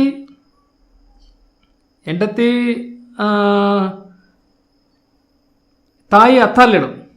ಹೆಂಡತಿ ಕುರಿತಾಗಿ ಇಲ್ಲಿ ಬರೆಯಲ್ಪಟ್ಟಿಲ್ಲ, ಆದರೆ ತಾಯಿ ಅತ್ತಲ್ಲೆಳು, ಅಜ್ಜಿ ಇಜಬೇಲಳು. ಓಕೆ, ಇಲ್ಲಿ ನೋಡುವ ಸಮಯದಲ್ಲಿ ಈ ತಾಯಿಯ ದುರ್ಬೋಧನೆಯಂತೆ ಈತನು ನಡೆದುಕೊಂಡು ಆ ಅಹಾಬನ ಕುಟುಂಬದವರು ಏನು ಸಲಹೆ ಕೊಡ್ತಾರೆ ಅದೇ ಪ್ರಕಾರ ಅಲ್ಲಿ ಗಮನಿಸಿ, ಅಹಾಬನ ಕುಟುಂಬದವರೇ ಇವನಿಗೆ ಸಲಹೆ ಕೊಟ್ಟು ಇವನನ್ನು ಕೆಡಿಸುತ್ತಾ ಬಂದುದರಿಂದ ಇವನು ಯೆಹೋವನಿಗೆ ವಿರುದ್ಧವಾಗಿ ನಡೆದನೆಂಬುದಾಗಿ ನಾವು ನೋಡುವಂತರಾಗಿದ್ದೇವೆ. ಈಗ ಹೊಲಸು ಎಲ್ಲೆಲ್ಲಿಗೆ ಬಂತು? ಓಕೆ, ದೇವರು ಅದಕ್ಕೇನೆ ಹೇಳಿರುವಂಥದ್ದು. ಧರ್ಮೋಪದೇಶ ಕಾಣ್ತಲೆ. ಎಲ್ಲಿಂದ ಬಂತು ಇದು? ಚೀದೋನಿಂದ ಎಲ್ಲಿಗೆ ಬಂತು? ಸಮ್ಮಾರ್ಯ ಅಂದರೆ ಇಸ್ರಾಯೇಲ್ ಪ್ರಾಂತ್ಯ. ಅಲ್ಲೆಲ್ಲ ಸಮ್ಮಾರ್ಯದಲ್ಲಿ ಗುಡಿ ಕಟ್ಟಿ ಆಯಿತು. ಅಲ್ಲಿ ಎಲ್ಲರೂ ಬಾಳನ ಪ್ರಜೆಗಳಾದರೂ ಬಾಳನ ಪೂಜೆ ಮಾಡ್ಲಿಕ್ಕೆ ಸ್ಟಾರ್ಟ್ ಮಾಡಿದ್ರು. ಆಗಲೇ ಎಲಿಯನು ಬಂದು ಹೇಳಿದದ್ದು ಏನಂತೆ? ಬಾಳನು ದೇವರಾಗಿದೆ ಅವನ್ನೇ ಸೇವಿಸ್ರಿ, ಯೆಹೋವನು ದೇವರಾದ ಅವನು ಸೇವಿಸ್ರಿ ಅಂತ ಹೇಳಿ ಚಾಲೆಂಜ್ ಮಾಡಿಲ್ವ ಅಲ್ಲಿ? ಯಾಕಂದರೆ ಇಡೀ ಎಲ್ಲ ಜನರು ಸೇನಾಗಿರೋ ಬಾಳನ ಕಡೆ ಒಟ್ಟಾಗಿತ್ತು ಅವ್ರಿಗೆ. ಒಬ್ಬ ಸ್ತ್ರೀ ಈ ದೊಡ್ಡ ಕೆಲಸನ ಮಾಡೋದು ಅರ್ಥ ಆಯ್ತಾ? ಒಂದು ಸ್ತ್ರೀ ಇಡೀ 10 ಕುಲ ಕೆಟ್ಟು ಹೋಗಲಿಕ್ಕೆ ಕಾರಣವಾದಳು. ಎಂದಿಗೂ ನೀವು ಲಘುವಾಗಿ ತಗೋಬಾರ್ದು ಈ ವಿಷಯವನ್ನು. ಒಂದು ಸ್ತ್ರೀ ಸಾಕು ಸಭೆ ಕೆಡಿಸ್ಲಿಕ್ಕೆ, ಒಂದು ಸ್ತ್ರೀ ಸಾಕು ಇಡೀ ಕ್ರೈಸ್ತ ಸಮೂಹ ಕೆಡಿಸ್ಲಿಕ್ಕೆ. ಹೆಚ್ಚು ಇಜಬೇಲರು ಬೇಕಿಲ್ಲ, ಒಬ್ಬ ಇಜಬೇಲ್ ಸಾಕು. ಒಬ್ಬ ಇಜಬೇಲಳು ಇಡೀ 10 ಕುಲದ ಇಸ್ರಾಯೇಲರನ್ನ ದಾರಿ ತಪ್ಪಿಸಲು. ಆ ಇಜಬೇಲಳ ಮಗಳು ಎಲ್ಲಿಗೆ ಬಂದಳು? ಯೂದಾಯಕ್ಕೆ ಬಂದಳು. 2 ಕುಲ ಇದೆ. ಆ 2 ಕುಲದ ದಾರಿಯನ್ನು ತಪ್ಪಿಸಲು. ಅಷ್ಟು ಮಾತ್ರವಲ್ಲ, ಮುಂದೆ ನೀವು ಓದುವಾಗ ನಿಮ್ಗೆ ಗೊತ್ತಾಗ್ತದೆ. ಈಗ ಯೇಹು ಈ ಅಹಾಜ್ಯನನ್ನು ಕೊಂದುಬಿಡ್ತಾನೆ. ಯೇಹು ಅಂದರೆ ಯಹೂದ್ಯರ ಈ ಥರ ಇಸ್ರಾಯೇಲ್ ಅರಸನಾಗಿ ಬರುವಂಥ ಯೇಹು ಈತನು. ಅಹಾಬನ ಹೋದ್ಮೇಲೆ ಇಸ್ರಾಯೇಲ್ ಅರಸನಾಗಿ ಯೇಹು ಬರಲಿಕ್ಕೆ ಹೋಗ್ತಾನೆ. ಮುಂದೆ ಯೇಹು ಬರಲಿಕ್ಕೆ ಹೋದಾಗ ಯೇಹು ಏನು ಮಾಡ್ತಾ ಇದ್ದಾನೆ, ಅಹಾಬನ ಮನೆಯವನ್ನೆಲ್ಲ ಕೊಲ್ತಾ ಇದ್ದಾನೆ. ಕೊಲ್ಲುವ ಸಮಯದಲ್ಲಿ ಈ ಯೆಹೋರಾಮನು ಅಹಾಬನ ಮಗನ ಜೊತೆ ಇದ್ದಾನೆ, ಅಲ್ಲಿ ಹೋಗಿದ್ದಾನೆ. ಅಹಾಬನ ಮಗನಿಗೆ ತುಂಬ ಒಂದು ಏನೋ ಏಟಾಗಿದೆ, ನೋವಾಗಿದೆ, ನೋಡಲಿಕ್ಕೆ ಅಂತ ಹೋಗ್ತಾನೆ. ಆ ಸಮಯದಲ್ಲಿ ಯೇಹು ಬಂದು ಈ ಅಹಾಜನನ್ನು ಸಹ ಕೊಂದಾಕ್ತಾನೆ. ನಾವು ಮುಂದಿನ ವಚನ ಓದುವಾಗ ಅಲ್ಲಿ ಬರೆಯಲ್ಪಟ್ಟಿದೆ. ಓಕೆ, ನಂತರ ಅವನು ಸತ್ತು ಹೋದ್ಮೇಲೆ ಆ ವಚನ ನಾವು ಓದಿಕೊಳ್ಳೋಣ. 5ನೇ ವಚನ ಓದೋಣ, 22ನೇದೆ. ಅವರ ಪ್ರೇರಣೆಯಿಂದ ಇಸ್ರಾಯೇಲರ ಅರಸನು ಅಹಾಬನ ಮಗನು ಆದ ಯೋರಾಮನ ಜೊತೆಯಲ್ಲಿ ಆರಾಮ್ಯರ ಅರಸನಾದ ಅಜಾಹೇಲನಿಗೆ ವಿರುದ್ಧವಾಗಿ ಯುದ್ಧ ಮಾಡುವುದಕ್ಕೆ ರಾಮೋತ್ ಗಿಲ್ಯಾದಿಗೆ ಹೋದನು. ಆರಾಮ್ಯರು ಯೋರಾಮನನ್ನು ಯುದ್ಧದಲ್ಲಿ ಗಾಯಪಡಿಸಲು ಅವನು ಆ ಗಾಯಗಳು ಮಾಯಿಸಿಕೊಳ್ಳುವುದಕ್ಕಾಗಿ ಇಸ್ರಾಯೇಲಿಗೆ ಬಂದನು. ಅವನು ಅಸ್ವಸ್ಥನಾಗಿದ್ದರಿಂದ ಯೆಹೂದ್ಯರ ಅರಸನಾದ ಯೆಹೋರಾಮನಿಗೆ ಮಗನಾಗಿರುವ ಅಹಾಜ್ಯನು ಅವನು ನೋಡುವುದಕ್ಕೋಸ್ಕರ ಅಲ್ಲಿಗೆ ಹೋದನು. ಅರ್ಥ ಆಯ್ತಾ? ಈಗ ಅಹಾಜ್ಯನು ನೋಡ್ಲಿಕ್ಕೆ ಹೋದನೀಗ. ಯೆಹೋರಾಮನ ಮಗನು, ಯೆಹೂದ್ಯರ ಅರಸನಾದಂಥ ಯೆಹೋರಾಮನ ಮಗನು ಅಹಾಜ್ಯನು ಯೋರಾಮನನ್ನು ನೋಡ್ಲಿಕ್ಕೆ ಹೋದನು. ಯೋರಾಮನ ಯಾರು? ಅಹಾಬನ ಮಗನು. ಓಕೆ, ನೋಡ್ಲಿಕ್ಕೆ ಹೋದನು. ಆವಾಗ ಅಹಾಜ್ಯನು ಯೋರಾಮನ ಬಳಿಗೆ ಹೋಗಿ, ನಾಶವಾದದ್ದು ದೈವ ಯೋಗದಿಂದಲೇ, ಅವನು ಅಲ್ಲಿ ಮುಟ್ಟಿದ ಕೂಡಲೇ. ಯಾಕೆ ಈ ಅಹಾಜ್ಯನು ನಾಶವಾದನು? ಒಂದೇ ವರ್ಷ ಆಳ್ವಿಕೆ ಮಾಡಿದ್ದು, ಇದು ದೇವರ ಯೋಜನೆ. ಯಾಕೆ? ಇಲ್ಲಿ ಸಹ ಹೊಲಸು ಮಾಡ್ತಾ ಇದ್ದಾನೆ, ಯಹೂದ್ಯರಲ್ಲೂ ಸಹ. ಅದರಿಂದ ದೈವ ಯೋಗದಿಂದಲೇ ಇವನೇನಾದನು ನಾಶವಾದನು ಎಂಬುದಾಗಿ ನೋಡುತ್ತೇವೆ. ಅಲ್ಲಿ ಗಮನಿಸಿ, ಅವನು ಅಲ್ಲಿ ಮುಟ್ಟಿದ ಕೂಡಲೇ ಯೋರಾಮನ ಜೊತೆಯಲ್ಲಿ ಸಿಮ್ಮಿಯ ಮಗನಾದ ಯೇಹುವನ್ನು ಎದುರುಗೊಳ್ಳುವುದಕ್ಕೆ ಹೋದನು. ಜೊತೆಯಲ್ಲಿ ಹೋದನು, ಯೋರಾಮನ ಜೊತೆಯಲ್ಲಿ ಅಹಾಜ್ಯನು ಸಹ ಯೇಹುವನ್ನ ಸಂಧಿಸಲಿಕ್ಕೆ ಹೋದರು. ಯೆಹೋವನ ಅಹಾಬನ ಮನೆಯನ್ನು ನಿರ್ನಾಮ ಮಾಡುವುದಕ್ಕೋಸ್ಕರ ಯೇಹುವಿಗೆ ರಾಜ್ಯಾಭಿಷೇಕ ಮಾಡಿಸಿದ್ದನು. ಯೇಹು ಅಹಾಬನ ಮನೆಯವರ ಮೇಲೆ ಆ ನಿರ್ಣಯವನ್ನು ನೆರವೇರಿಸುತ್ತಿರುವಾಗ ತನಗೆ ಸಿಕ್ಕಿದ ಯಹೂದ್ಯ ಪ್ರಧಾನರನ್ನು, ಅಹಾಜ್ಯನಿಗೆ ಸೇವೆ ಮಾಡುತ್ತಿದ್ದ ಅವನ ಅಣ್ಣ ತಮ್ಮಿಂದರ ಮಕ್ಕಳನ್ನು ಕೊಲ್ಲಿಸಿದನು. ಆಮೇಲೆ ಅಹಾಜ್ಯನನ್ನು ಹುಡುಕಿಸಿದನು, ಅವನು ಸಮಾರ್ಯದಲ್ಲಿ ಅಡಗಿಕೊಂಡಿದ್ದನು. ಜನರು ಅವನನ್ನು ಯೇಹುವಿನ ಬಳಿಗೆ ಹಿಡಿದು ತಂದು ಹೊದಿಸಿ, ಇವನು ಯೆಹೋವನ ಯಥಾರ್ಥ ಭಕ್ತನಾದ ಯೆಹೋಷಾಫಾಟನ ಮೊಮ್ಮಗನಾಗಿರುತ್ತಾನಲ್ಲವೇ ಅಂದುಕೊಂಡು ಅವನನ್ನು ಸಮಾಧಿ ಮಾಡಿದರು. ರಾಜ್ಯಾಧಿಕಾರವನ್ನು ವಹಿಸಿಕೊಳ್ಳುವುದಕ್ಕೆ ಅಹಾಜ್ಯನ ಮನೆಯವರಲ್ಲಿ ಸಮರ್ಥರಾರೂ ಉಳಿಯಲಿಲ್ಲ ಎಂಬುದಾಗಿ ನೋಡುತ್ತೇವೆ. ಈಗ ಇಲ್ಲಿ ನೋಡೋ ಸಮಯದಲ್ಲಿ ಈಗ ಅಹಾಜ್ಯನ ಕಥೆನೂ ಮುಗೀತು. ಈ ಅಹಾಜ್ಯನು ಅಹಾಬನ ಮನೆಯವರ ಸಲಹೆ ಕೇಳಿಕೊಂಡು ಕೆಟ್ಟು ಹೋಗಿದ್ದನು. ತನ್ನ ಹೆಂಡತಿಯಾದಂಥ ತನ್ನ ತಾಯಿಯಾದ ಅತ್ತಳ್ಳೆಲ್ಲ ದುರ್ಬೋಧನೆ ಕೇಳಿ ದಾರಿ ತಪ್ಪಿ ಹೋಗಿದ್ದನು. ಒಂದೇ ವರ್ಷ ಆಳ್ವಿಕೆ ಮಾಡಿದನು, ಯೇಹುವಿನಿಂದ ಕೊಲ್ಲಲ್ಪಟ್ಟನು. ಮುಗೀತು. ಇನ್ಯಾರೂ ಸಹ ಅಧಿಕಾರಕ್ಕಿಲ್ಲ ಅಲ್ಲಿ. ಎಲ್ಲ ಚಿಕ್ಕ ಚಿಕ್ಕ ಮಕ್ಕಳಿಗಿರುವಂಥದ್ದು, ಅರಸನಿಗೆ ಚಿಕ್ಕ ಚಿಕ್ಕ ಮಕ್ಕಳೇ ಇರುವಂಥದ್ದು. ಈಗ ಯಾರು ಅಧಿಕಾರ ವಹಿಸ್ಕೊಳ್ಳುವಂಥವ್ರಿಲ್ಲ. ಆ ಸಮಯದಲ್ಲಿ ಅತ್ತಳ್ಳೆಲ್ಲ ಏನು ಮಾಡುತ್ತಾಳೆ, ಇಡೀ ರಾಜವಂಶದವ್ರನ್ನೆಲ್ಲ ಕೊಲ್ಲಿಕ್ಕೆ ಸ್ಟಾರ್ಟ್ ಮಾಡ್ತಾಳೆ. ಯಾರು ಅಧಿಕಾರಕ್ಕೆ ಬರಬಾರ್ದು, ಯಾರು ಈ ದಾವೀದನ ಸಿಂಹಾಸನದಲ್ಲಿ ಕೂತ್ಕೊಳ್ಳಿಕ್ಕೆ ಒಬ್ಬನು ಇರಬಾರ್ದು ಅಂತೇಳಿ ಈ ಅತ್ತಳ್ಳಿ ಎಲ್ಲರನ್ನು ಕೊಲ್ಲಿಸ್ತಾಳೆ. ಅತ್ತಳ್ಳಿ ಅಂದ್ರೆ ಯಾರು? ಈ ಅಹಾಜ್ಯನ ತಾಯಿ. ಈಕೆ ಎಲ್ಲರನ್ನು ಕೊಲ್ಲಿಸಿ 6 ವರ್ಷ ಈಕೆ ಯಹೂದ್ಯರ ಅರಸಳಾಗುತ್ತಾಳೆ, ರಾಣಿ ಆಗ್ತಾಳೆ. ಅಂದ್ರೆ ಈಕೆ ಆಳ್ವಿಕೆ ಮಾಡುತ್ತಾಳೆ 6 ವರ್ಷಗಳು. ಎಲ್ಲ ಮಕ್ಕಳನ್ನ ಕೊಲ್ಲಿಸ್ಲಿಕ್ಕೆ ಹೋಗ್ತಾಳೆ. ಆದರೆ ದೇವರು ದಾವೀದನ ಸಿಂಹಾಸನಕ್ಕೆ ಒಬ್ಬನ ಉಳಿಸ್ತಾನೆ. ದೇವರು ಮಾತು ಕೊಟ್ಟಿದ್ದನು, ದಾವೀದನ ದೀಪ ಹಾರೋಗ್ಬಾರ್ದು ಅಂತೇಳಿ. ನಾನು ಯಾಕೆ ಇದು ಹೇಳ್ತೇನೆ ಎಂಬುದಾಗಿ ಹೇಳುವಾಗ ಇಲ್ಲಿ ಏನು ತೋರಿಸ್ತಾ ಐತೆ, ಯಹೂದ್ಯರ ಅರಸನಿರಬಾರ್ದು, ಯಹೂದ್ಯರಿಗೆ ಅರಸನಿರಬಾರ್ದು. ಯಹೂದ್ಯರ ಅರಸನು ಸಿಂಹಾಸನದಲ್ಲಿ ಯಾರು ಇರಬಾರ್ದು. ಒಂದು ರಕ್ತ ಸಂಬಂಧ ಯಾರು, ಈ ಒಂದು ದಾವೀದನ ಕುಟುಂಬ ಬರ್ತಕ್ಕಂಥ ರಕ್ತ ಸಂಬಂಧಿಗಳು ಯಾರು ಇರಬಾರ್ದು, ಅವರ ಮಕ್ಕಳು ಯಾರು ಇರಬಾರ್ದು. ಅದರಿಂದ ಇಲ್ಲಿ ಕೊಲ್ಲುವಂಥದ್ದು. ದಟ್ ಮೀನ್ಸ್ ಅದರ ಅರ್ಥ ಏನು? ಒಬ್ಬ ನಿಜವಾದಂಥ ದಾವೀದನ ಸಿಂಹಾಸನಕ್ಕೆ ಒಬ್ಬ ಅರಸ ಬರಲಿಕ್ಕಿದ್ದಾನೆ. ಸೈತಾನನ ದೃಷ್ಟಿ ಯಾರ ಮೇಲೆ? ಈ ಅರಸನ ಬರಬಾರ್ದಂತ. ನಮ್ಮೆಲ್ಲರಿಗೂ ಸಹ ಆ ಒಂದು ವಿಶೇಷತೆ ಗೊತ್ತಿದೆ ಅಲ್ವೇ. ನೋಡುವ ಕಥನ ಅಂತ, ಯೇಸು ಕ್ರಿಸ್ತನು ಯೆಹೂದ್ಯರ ಅರಸನಾಗಿ ಹುಟ್ಟಿದ್ದಾನೆ ಎಂಬುದಾಗಿ ಗೊತ್ತಾದಾಗ ಜೋಯಿಸರೆಲ್ಲ ಏನು ಮಾಡಿದ್ರು, ಕಾಣಿಕೆ ತೆಗೆದುಕೊಂಡು ಬಂದ್ರಲ್ಲ ನೋಡಲಿಕ್ಕೆ. ಆ ಸಮಯದಲ್ಲಿ ಹೆರೋದ ಏನು ಮಾಡಿದನು? 2 ವರ್ಷದಲ್ಲಿರ್ತಕ್ಕಂಥ ಮಕ್ಕಳೆಲ್ಲ ಕೊಲ್ಲಿಸಿದನು. ಯಾಕೆ? ಈ ಯೆಹೂದ್ಯರ ಅರಸನು ಬರಬಾರ್ದಂತ. ಅತ್ತಾಳಿಯಲ್ಲಿ ಸೈತಾನ್ ಮಾಡುವುದೇನು? ಯೆಹೂದ್ಯರಿಗೆ ಯಾರು ಅರಸ ಇರಬಾರ್ದು. ಪ್ರಿಯರೇ, ಇದು ಸಾಮಾನ್ಯ ಎಂಬುದಾಗಿ ನಾವು ಹೇಳಿಸ್ಬೋದು. ಅತ್ತಾಳಿಗೆ ಮಾಡಿದಂಥದ್ದು ಸಾಮಾನ್ಯ ಅಂತ ಅನ್ಬೋದು. ಆದರೆ ಮುಖ್ಯವಾದಂಥ ಗುರಿ ಏನು ಸೈತಾನ್ ಅಂತಂದರೆ ಯೆಹೂದ್ಯರ ಅರಸನ ಕತೆ ಮುಗಿಸ್ಬೇಕಂತ. ಆದರೆ ಇಲ್ಲಿ ನೋಡೋ ಸಮಯದಲ್ಲಿ ಏನು ನಡೀತೆ ಎಂಬುದಾಗಿ ಹೇಳುವಾಗ, ಈ ಅಹಾಜ್ಯನ ಸಹೋದರಿ ಒಬ್ಬಳಿದ್ದಾಳೆ, ರಾಜಪುತ್ರಿ. ಆಕೆ ಹೆಸರು ಯೆಹೋಷಾಬತ್ ಎಂಬುದಾಗಿ ನೋಡುತ್ತೇವೆ 11ನೇ ವರ್ಷದಲ್ಲಿ, 22ನೇ 11ನೇ ವರ್ಷ ಯೆಹೋಷಾಬತ್ ಎಂಬುದಾಗಿ ನೋಡುತ್ತೇವೆ. ಈಕೆಯು ಎಲ್ಲರನ್ನೂ ಈ ಅತ್ತಳ್ಳೆಲ್ಲೂ ಕೊಲ್ತಾ ಇರುವಾಗ, ಎಲ್ಲ ಮಕ್ಕಳ ರಜಪುತ್ರರನ್ನ ಕೊಲ್ತಾ ಇರುವಾಗ ನೋಡಿ 10ನೇ ವಚನ, ಅಹಾಜ್ಯನು ಮರಣ ಹೊಂದಿದನೆಂಬುದನ್ನು ಅವನ ತಾಯಿಯಾದ ಅತ್ತಳ್ಳೆಲ್ಲೂ ಕೇಳಿದ ಕೂಡಲೇ ಯೆಹೂದ ರಾಜ ಸಂತಾನದವರನ್ನೆಲ್ಲ ಸಂಹರಿಸಿ ಬಿಟ್ಟಳು. ರಾಜ ಸಂತಾನದವರನ್ನೆಲ್ಲ ಸಂಹರಿಸಿ ಬಿಟ್ಟಳು. ಗಮನಿಸಿ, ಇನ್ಯಾರು ಸಿಂಹಾಸನ ಕೂತ್ಕೋಬಾರ್ದಂತ. ಇವಳು ಮೊಮ್ಮಕ್ಕಳನ್ನೇ ಕೊಂದಾಕಿಲ್ಲಂತ. ಅಹಾಜನೆಗೆ ಹುಟ್ಟಿದಂತ ಮಕ್ಕಳೆಲ್ಲರನ್ನು ಕೊಂದಾಕಿದಳು, ಮೊಮ್ಮಕ್ಕಳನ್ನೇ. ಏನಿದೆ ಅರ್ಥ? ಒಬ್ಬರು ಅರಸರು ಇರಬಾರ್ದು. ಇವ್ರ ಮುಖ್ಯ ಉದ್ದೇಶ ಏನು? ಯೆಹೂದ್ಯರೊಬ್ಬ ಅರಸ ಬರಲಿಕ್ಕಿದ್ದಾನೆ. ಇದು ಉದ್ದಕ್ಕೂ ಸೈತಾನನ ಒಂದು ಕೆಲಸಗಳಿವೆಲ್ಲವೂ ಸಹ. ಇಲ್ಲಿಗೆ ಅರಸ ಬರಬಾರ್ದು, ಈ ಅರಸ ಸಿಂಹಾಸನ ಕೂತ್ಕೋಬಾರ್ದು ಅಂತಕ್ಕಂಥದ್ದು. ಆದರೆ ದೇವರು ಹೇಳಿದ್ದಾನೆ, ದಾವಿದನ ದೀಪ ಹಾರಿ ಹೋಗಬಾರ್ದು.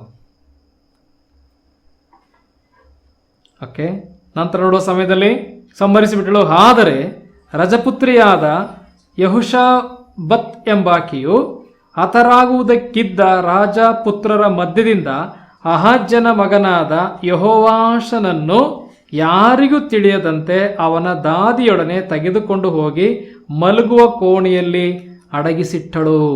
ಯಾರು? ಅಹಾಜ್ಯನ ಸಹೋದರಿ. ಅಹಾಜ್ಯನ ಮಗನು ಚಿಕ್ಕವನು, ಪಾಪು, ಇನ್ನೂ ದಾದಿಯ ಕೈಲಿದ್ದಾನೆ, ಅರಸು ಕೈಲಿದ್ದಾನೆ, ಇನ್ನು ನರ್ಸಿಂಗ್ ಮಾಡಿಸ್ಕೊತಾ ಇದ್ದಾನೆ, ಮಗು, ಸಣ್ಣ ಮಗು. ಆ ಮಗುವನ್ನಕ್ಕೆ ತೆಗೆದುಕೊಂಡು ಹೋಗಿ ಮಲಗುವ ಕೋಣೆಯಲ್ಲಿ ಅಡಗಿಸಿಟ್ಟಳು ಎಂಬುದಾಗಿ ನೋಡುತ್ತೇವೆ. ನಂತರ ಇವನ ಹೆಸರು ಯೆಹೋವಾಷನ್ ಎಂಬುದಾಗಿ ನೋಡುತ್ತೇವೆ.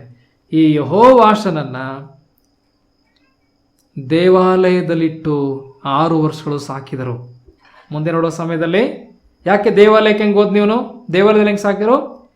ಈ ಯೆಹೋಷಾಬತ್ ಎಂಬತಕ್ಕಂಥ ರಾಜಪುತ್ರಿ ಇದ್ದಾಳಲ್ಲ, ಅಥವಾ ಅಹಾಜನ ಸಹೋದರಿ ಇದ್ದಾಳಲ್ಲ, ಅವಳು ಯಾಜಕನಾದ ಯೆಹೋಯಾದನಿಗೆ ವಿವಾಹ ಆಗಿದ್ದಂಥವಳು. ಅಲ್ಲಿ ವಾಕ್ಯದಲ್ಲಿ ಬರೆಯಲ್ಪಟ್ಟಿದೆ ನೋಡಿ, ಯೆಹೋವಾದನು. ನಾವು ಮುಂದೆ ಓದುವ ಸಮಯದಲ್ಲಿ ಅಡಗಿಸಿಟ್ಲು. ಅರಸನಾದ ಯೆಹೋರಾಮನ ಮಗಳು,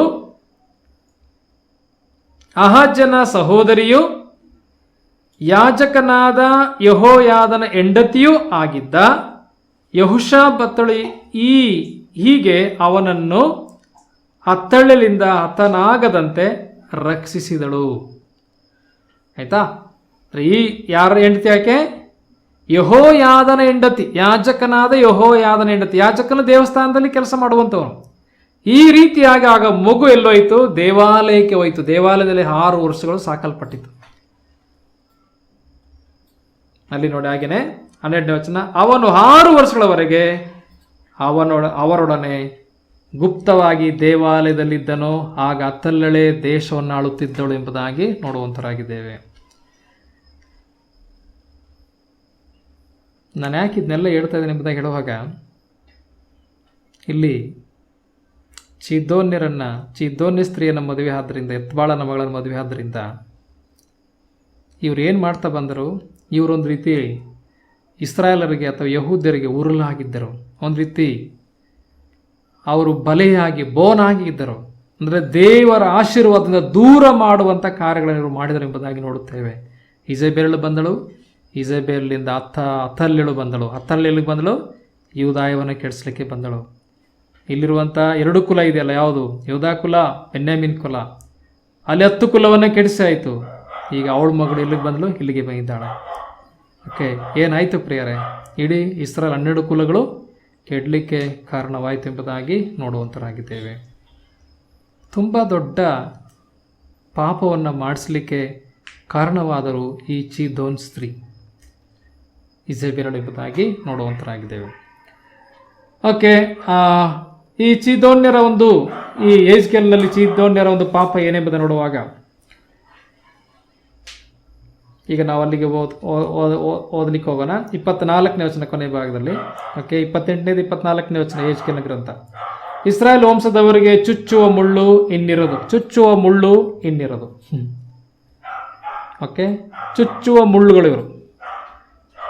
ನಂತರ ಹೀನೈಸುವ ನೆರೆಹೊರೆಯವರೆಂಬ ಕಂಟಕದ ಬಾಧೆಯು ಇನ್ನಾಗದು. ಅಂದರೆ ಈ ಚೀದೋನ್ಯರು ಸಹ ಹೀನೈಸುವ ನೆರೆಯವರು. ಇದರತ್ತೆ ಹೀನೈಸುವಂಥದ್ದು ಒಂದು ರೀತಿ ಕಂಟಕವಾಗಿತ್ತು. ಅಂದರೆ ಚುಚ್ಚುವಂಥ ಮುಳ್ಳು, ಹೀನೈಸುವಂಥ ನೆರೆಯವರು ಎಂಬುದಾಗಿ ನೋಡುವಂತರಾಗಿದ್ದೇವೆ. ನಾವು ದೇವರ ವಾಕ್ಯದಲ್ಲಿ ಅರಣ್ಯಕಾಂಡ 33ನೇದು 55ನೇ ವಚನ ಓದಿಕೊಳ್ಳೋಣ. ಅರಣ್ಯಕಾಂಡ 33ನೇದು 55ನೇ ವಚನ.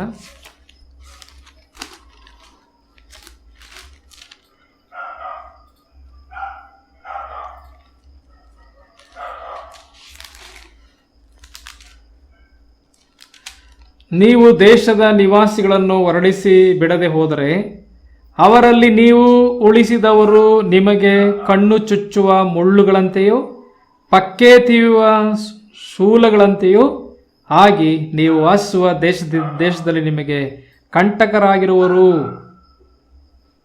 ಗಮನಿಸ್ತಾ? ಅಂದರೆ ನೀವು ಈ ಅನ್ಯ ಜನರನ್ನೆಲ್ಲ ಹೊರಡಿಸ್ತಾ ಇದ್ರೆ ಏನಾಗ್ತದೆ? ನಿಮಗೆ ಉಳಿಸಿದಂಥ ಇವರೇ ನಿಮಗೆ ಕಣ್ಣು ಚುಚ್ಚುವ ಮುಳ್ಳುಗಳಂತ ಇರ್ತಾರೆ ಅಂತ. ಇಂಗ್ಲೀಷಲ್ಲಿ ಬಾರ್ಬ್ಸ್ ಅಂತ ಬರೆಯಲ್ಪಟ್ಟಿದೆ, ಅದನ್ನು ಗಾಳ ಅಂತ. ಗಾಳ ಎಂಬುದಾಗಿ ಹೇಳುವಾಗ ಮೀನಿಗೆ ಹಾಕ್ತೀವಲ್ಲ ಗಾಳ, ಆ ರೀತಿ ಇರ್ತಾರೆ ಅಂತ. ನಿಮ್ಮನ್ನೇ ಗಾಳದಲ್ಲಿ ಹಿಡಿತಾರೆ ಅಂತ. ಈಗ ಹಿಡ್ದಾಯ್ತು, ಯಾರು? ಇಜೆಬೆಲ್ ಹಿಡ್ದಾಯ್ತು ಗಾಳದಲ್ಲಿ. ಅತಾಲ್ ಹಿಡ್ದಾಯ್ತು ಗಾಳ ಹಾಕಿ ಇಸ್ರಾಯೇಲರನ್ನ. ಅದರಿಂದ ಕಣ್ಣು ಚುಚ್ಚುವ ಮುಳ್ಳುಗಳಂತೆಯೂ ಪಕ್ಕೆ ತೀಯುವ ಶೂಲಗಳಂತೆಯೂ, ಶೂಲ ಅಂದರೆ ಥೋನ್ಸ್ ಅಂತ, ಅಂದರೆ ಮುಳ್ಳುಗಳು. ಓಕೆ, ಹಾಗೆ ನೀವು ವಾಸಿಸುವ ದೇಶದಲ್ಲಿ ನಿಮಗೆ ಕಂಟಕರಾಗಿರು ಎಂಬುದಾಗಿ ನೋಡುವಂತರಾಗಿದ್ದೇವೆ. ಯೆಹೋಶುವನ ಗ್ರಂಥಲ್ಲೂ ಸಹ ಅದು ಬರೆಯಲ್ಪಟ್ಟಿರೋದನ್ನು ನೋಡುತ್ತೇವೆ. ಯೆಹೋಶುವನ ಗ್ರಂಥ 23ನೇದೇ 13ನೇ ವಚನ.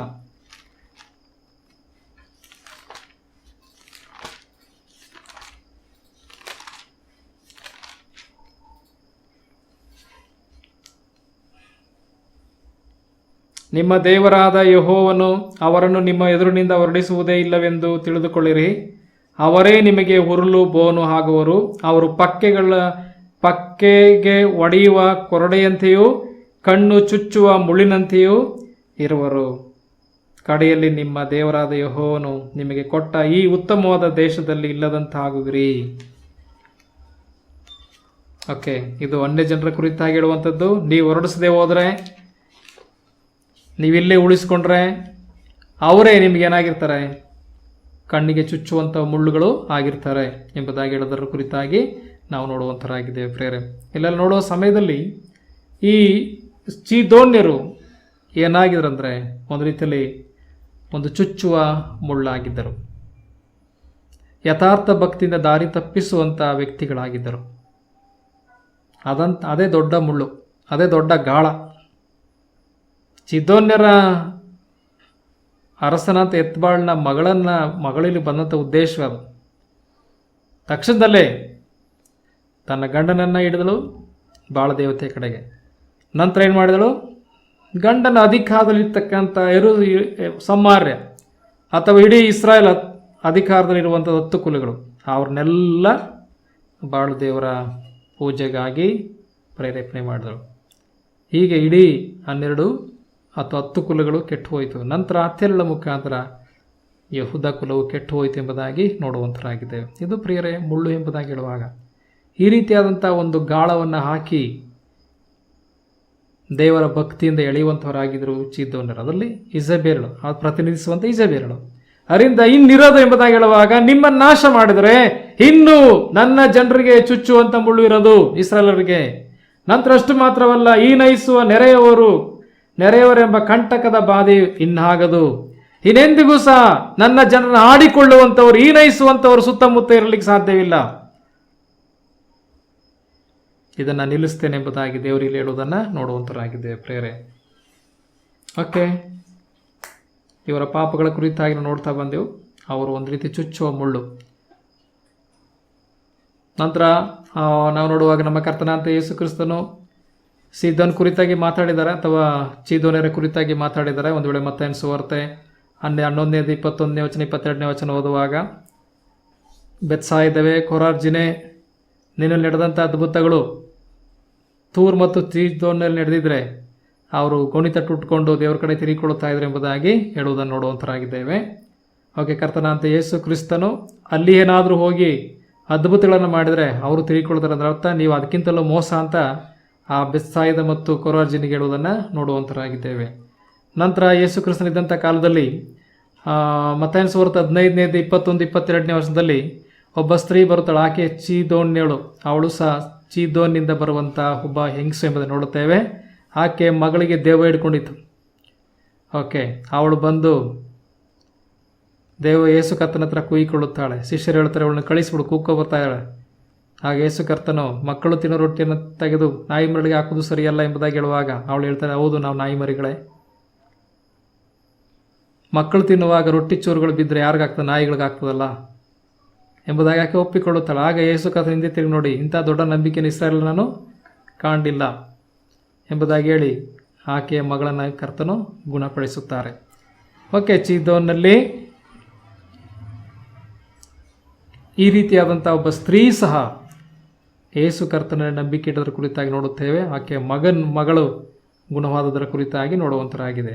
ನಂತರ ನಾವು ಮತ್ತಾಯನ ಸುವಾರ್ತೆ 3:7-8 ಓದುವಾಗ ಅನೇಕ ಜನರು ಚೀದೋನಿಂದ ಬಂದಿದ್ದರು ಎಂಬುದನ್ನು ನೋಡುತ್ತೇವೆ. ಯೇಸು ಕರ್ತನ ಪ್ರಸಂಗ ಕೇಳಲಿಕ್ಕೋಸ್ಕರ ನಾವು ಮಾರ್ಕನ ಸುವಾರ್ತೆ 3:7-8 ಓದುವಾಗ ಅಲ್ಲಿ ನೋಡುತ್ತೇವೆ. ಚೀದೋನಿಂದಲೂ ಸಹ ಜನರು ಅನೇಕ ಪ್ರಾಂತ್ಯಗಳನ್ನು ಹೇಳುತ್ತಾ ಚೀದೋನಿಂದಲೂ ಬಂದಿದ್ರು ಎಂಬುದನ್ನು ನೋಡ್ತಾ. ಆಗ ಕರ್ತನು ದೋಣಿಯಲ್ಲಿ ಕೂತ್ಕೊಂಡು ಒಳಗಡೆ ತಳಿಸ್ಕೊಳ್ತಾನೆ, ನೋಡಿ ಎಲ್ಲ ಬಂದು ಸುತ್ತಕೋತಾರೆ ಅಂತೇಳಿ. ಆ ಸಮಯದಲ್ಲಿ ಚೀದೋನ್ಯರು ಸಹ ಬಂದು ಕೇಳಿಸ್ಕೊಳ್ತಾ ಇದ್ರು ಎಂಬುದಾಗಿ ನಾವು ನೋಡುವಂತರಾಗಿದೆ. ಪೌಲನು ಸುವಾರ್ತೆ ಸಾರಲಿಕ್ಕೆ ಆತನು ಸುವಾರ್ತೆ ಮುಗಿದ ಮೇಲೆ ಆತನು ಅರೆಸ್ಟ್ ಆಗಿ ಇತಾಲ್ಯ ದೇಶಕ್ಕೆ ಅಥವಾ ಇಟಲಿ ದೇಶಕ್ಕೆ ಕರ್ಕೊಂಡು ಹೋಗುವಾಗ ಚೀದೋನಿಗೆ ಬಂದು ಇಳಿತಾರೆ. ಓಕೆ, ಅದು ಸಮುದ್ರ ತೀರ, ಅಲ್ಲಿಂದ ಸಮುದ್ರದಿಂದ ಹೋಗಬೇಕು. ಅದರಿಂದ ಚೀದೋನಿಗೆ ಬಂದು ಇಳಿದಾಗ ಅಲ್ಲಿ ಆ ಶತಾಧಿಪತಿ ಯಾರಿದ್ದಾರೋ ಅವನು ಅಲ್ಲಿ ಸತ್ಕಾರ ಮಾಡಿಸ್ಕೊಳ್ಳಿಕ್ಕೆ ಸ್ನೇಹಿತರ ಹತ್ರ ಕಳಿಸೋದು ನೋಡುತ್ತೇವೆ. ಅಲ್ಲಿ ಪೌಲನ್ನು ಸಹ ಸ್ಥಳದಲ್ಲಿ ಹಿಡಿದಿದ್ದೆಂಬುದಾಗಿ ನಾವು ನೋಡುವಂತರಾಗಿದೆ ಪ್ರೇರೆ. ಹೀಗೆ ಚೀದೋನ್ ಕುರಿತಾಗಿ ದೇವರ ವಾಕ್ಯದಲ್ಲಿ ಅನೇಕ ವಿಷಯಗಳು ಬರೆಯಲ್ಪಟ್ಟಿದೆ. ಹೊಸ ಒಡಂಬಡಿಕೆಯಲ್ಲೂ ಸಹ ಕರ್ತನಾದ ಯೇಸು ಕ್ರಿಸ್ತನ ಕುರಿತಾಗಿ ಮೆನ್ಷನ್ ಮಾಡಿದ್ದಾರೆ. ನಂತರ ಯೇಸುವಿನ ಬಳಿಗೆ ಅನೇಕರು ಬಂದದ ಕುರಿತ ನೋಡುತ್ತೆ. ಒಬ್ಬ ಸ್ತ್ರೀ ತನ್ನ ಮಗಳಿಗೆ ದೇವ ಹಿಡ್ಕೊಂಡಾಗ ಯೇಸುವಿನಿಂದ ಗುಣಪಡಿಸ್ಕೊಂಡದನ್ನು ನಾವು ನೋಡುವಂಥವರಾಗಿದ್ದೇವೆ ಪ್ರೇರೆ. ಯೇಸು ಕ್ರಿಸ್ತನ ಪ್ರಸಂಗ ಕೇಳಲಿಕ್ಕೆ ಅನೇಕರು ಬರ್ತಿದ್ರು ಎಂಬುದಾಗಿ ನಾವು ನೋಡುತ್ತಾ ಬಂದಿದ್ದೇವೆ. ನಂತರ 1 ವರ್ಷಗಳ ಪುಸ್ತಕ 5ನೇ 6ನೇ ವರ್ಷದಲ್ಲಿ ಓದುವಾಗ ಈ ಚೀದೋನ್ಯರ ಒಂದು ವಿಶೇಷತೆ ಅಂದರೆ ಮರ ಕಟ್ ಮಾಡೋದ್ರಲ್ಲಿ ಬಹಳ ಪ್ರವೀಣರವರು. ಈ ಮರ ಕುಯ್ಯೋದ್ರಲ್ಲಿ ಬಹಳ ಪ್ರವೀಣರಂತ. ಸೊಲೊಮೋನು ಚೀದೋನ್ಯರು ಮರ ಕಡಿಯುವಂತೆ ಯಾರೂ ಕಡಿಲಿಕ್ಕೆ ಆಗಲ್ಲ ಅಥವಾ ಕುಯ್ಯಲಿಕ್ಕೆ ಆಗೋದಿಲ್ವಲ್ಲ, ಅವರು ಕುಯ್ಯದಲ್ಲಿ ಪ್ರವೀಣರು ಎಂಬುದಾಗಿ ಹೇಳುತ್ತಾರೆ. 1 ವರ್ಷಗಳ ಪುಸ್ತಕ 5ನೇ 6ನೇ ವರ್ಷದಲ್ಲಿ. ಅಂದರೆ ಚೀದೋನ್ಯರ ಒಂದು ವಿಶೇಷತೆ, ಅವರು ಮರ ಕುಯ್ಯೋದ್ರಲ್ಲಿ ಭಾಳ ಪ್ರಸಿದ್ಧವಾದಂಥ ವ್ಯಕ್ತಿಗಳಾಗಿದ್ದರು. ಅದರಿಂದ ಸೊಲೊಮೋನು ತಾನು ದೇವಸ್ಥಾನ ಕಟ್ಟುವಾಗ ಒಂದು ವೇಳೆ ಸಂಬಂಧ ಇತ್ತಲ್ಲ, ಏನು ವಿವಾಹ ಸಂಬಂಧ ಇತ್ತು ಅನ್ನೋ ಕಾಣಿಸ್ತೇವೆ. ಅದರಿಂದ ಚೀದೋನ್ಯರು ಸಹ ಮರ ಕುಯ್ದ್ರಲ್ಲಿ ಭಾಳ ಪ್ರಾಮುಖ್ಯವಾದಂಥರು. ಅದರಿಂದ ಅವ್ರನ್ನ ಕರ್ಕೊಂಡು ಹೋಗ್ರಿ ಎಂಬುದಾಗಿ ಹೇಳಿದ್ರು. ನಂತರ ಯರೋಧನ